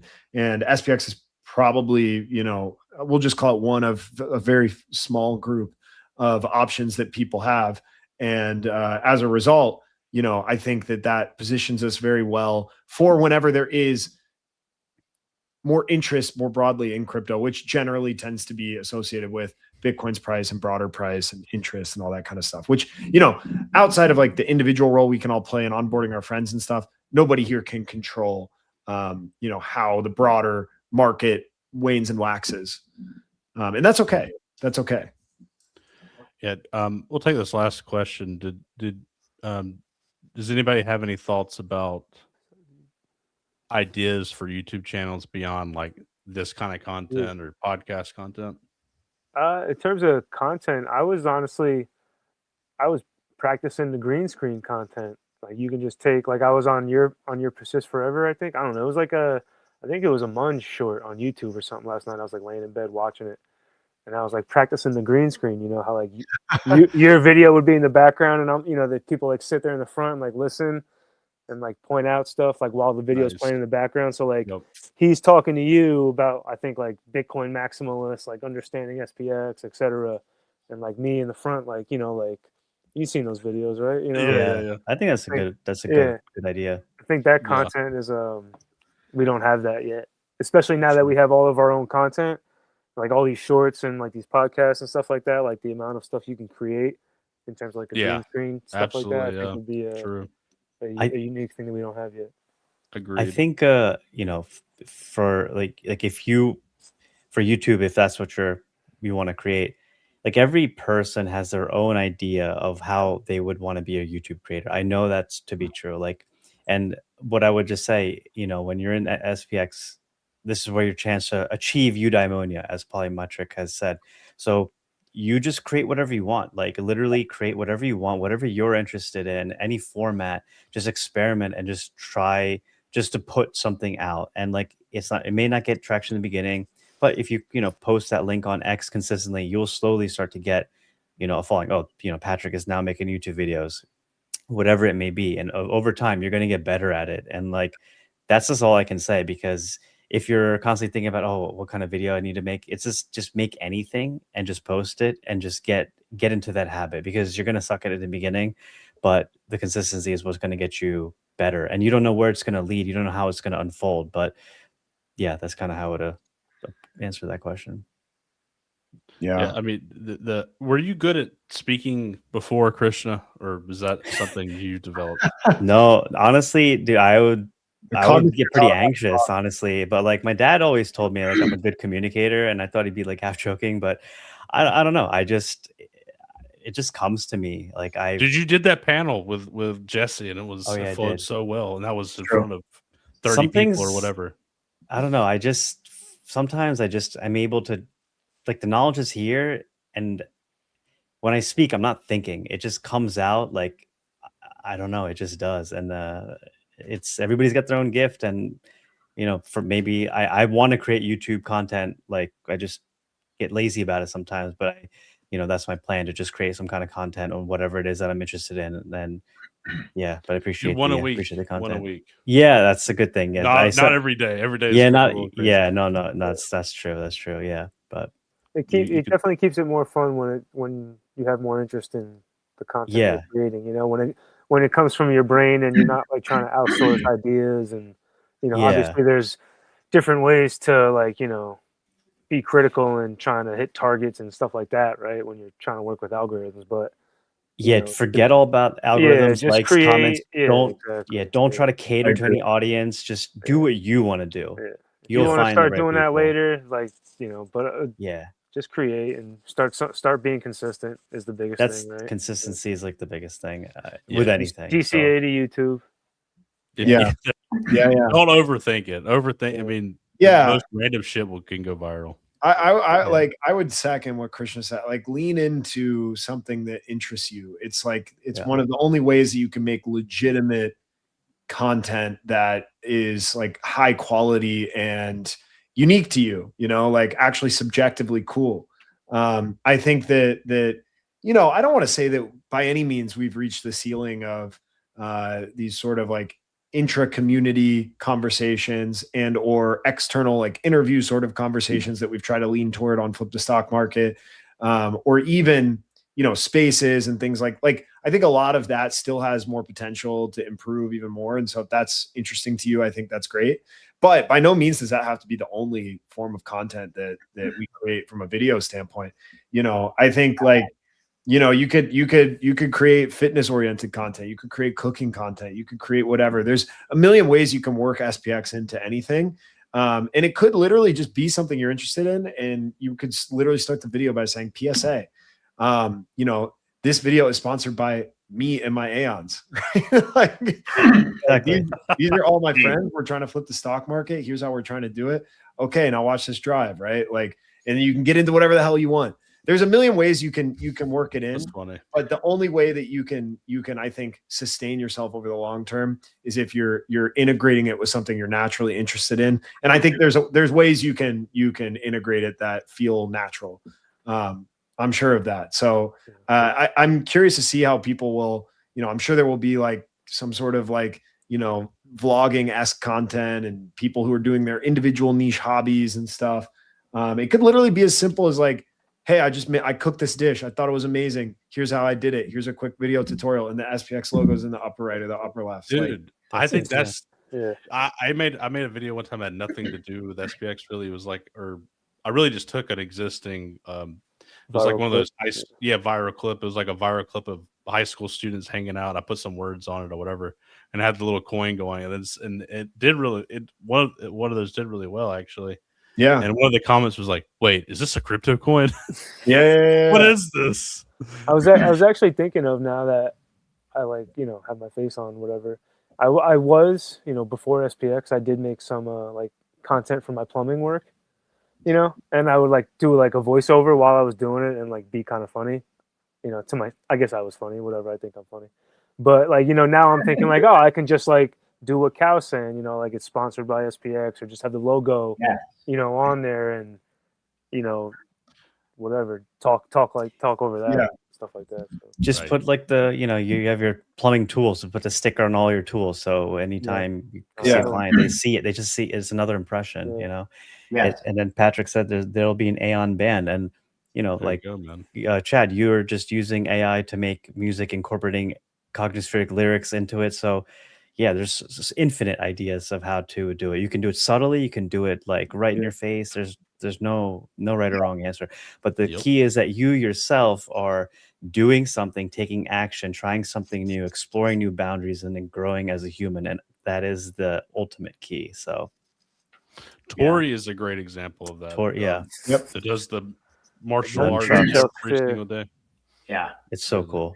I'm waiting for someone to start making video edits of him, like, you know, like make him kind of like small or whatever. And he's doing all of his stuff, and like old 500 investors are like running up, and he's like kicking them. That's your video, Slow. That's a good idea. Come on, You can make bro. some stuff too. You know, there's again. I know, but I want someone else to do it. No, you got to do it, bro. No. So you should do that. And you're gonna be like, no. Yeah. You should do that. No. No. You're the only one who knows how it's supposed This to is look. my whole point, though. I'm too busy doing other stuff. No. I gotta It'll be happen. ready. It'll happen. Yeah, Somebody will You're do throwing it. the idea out Someone there. else. Yeah. That's all right. You'll get Throwing it. the idea on the bill. Video is a commitment, but at the same time, it is worth saying like not everything needs to be like. And shout out to him for this because I love that we have some of this, but not everything needs to be like Morad studio grade production, right? Yeah. Like, it can also be just something that you whip together on CapCut on your phone, you know, and you just have a quick idea, and or you could go, you know, Unk 6900 style. I think he does a great job of just like, I have this idea. I'm going to like, it's still very high quality, but it's basically one shot from my phone ranting about a specific subject, 1 to 2 minutes. That's it. It's all you need. Right. That kind of stuff's great too. Yeah. Yeah. The only thing I'll say on it is definitely echoing what you guys said. Like, it needs to be something that you enjoy and that you find interesting. Yeah. Because regardless of how much you want to persist forever in doing whatever thing, you won't unless you are either enjoying it or getting some sort of, you know, like positive feedback that is reaffirming how you feel about these actions. And like exactly what you guys are saying about just incorporating SPX into whatever it is you're doing, like putting SPX stuff into your plumbing videos or whatever. Something I've started doing with the Into the Cognisphere like clips that I'm making is I go to Aon TV, there's hundreds of SPX videos, and I take a whole one and I just put it at the end of every single video that I make. So it's like I'm getting to promote super incredible SPX videos that people have put hours and hours into. Yeah. In like 5 minutes, just using like the YouTube downloader, take that, boom, pop it into the end of this, you know, little clip. And that way, you know, and you could do that with a plumbing video, a cooking video, a karate video, you know, it doesn't matter. Like, just incorporate SPX into it somehow at some level. And you'll figure out how to do that over time. Yeah. You know, do it in whatever way you're comfortable with, in whatever way is fun. Well said. Well said. All right. Anything else? Great stream, guys. Good to have you on here, man. And I'm so just good to so talk bad. with you. Likewise, man. Yeah, no, this was a ton of fun, guys. I appreciate you having me on. And you know, the grace on the errands. No, but I don't know. Like my goal this year is to be like a better node in the network. I've said that a few times. And so you know, I want to make sure. I think last year there were times where I got, you know, I kind of found my voice, but there were times where I leaned into it too much. Like in retrospect was like more interested in like, not that I was like ever engagement farming or something, or at least wasn't trying to, but I think I was like, okay, I have to hit this quota in my head of things, you know, times that I tweet or something. And, you know, not that that's inherently wrong, but I care more about feeling like I'm a part of this and I'm connected with the people who are a part of this than I do, you know, okay, let me make sure that I'm producing enough of X or Y to, you know, hit some arbitrary quota if it's not, especially if it's not like good quality stuff too. Right. So yeah, no, thank you for having me on. I have been, yeah, like I said, longtime listener, first time caller. So it's good to have like a little bit more FaceTime with you guys. And we're going to find out in February for sure if you're going to be able to come to Greenville. Yeah, I think it's pretty like likely, I would say. Basically, like there's just a World Cup drawing, and one of the games is on the Saturday of the Greenville conference that we might get a bid for, but like there's even a good chance that I'll just say like if that ends up being the one we draw, like we'll just sell them and go somewhere else. But I want to see, my brother's like prefers that one.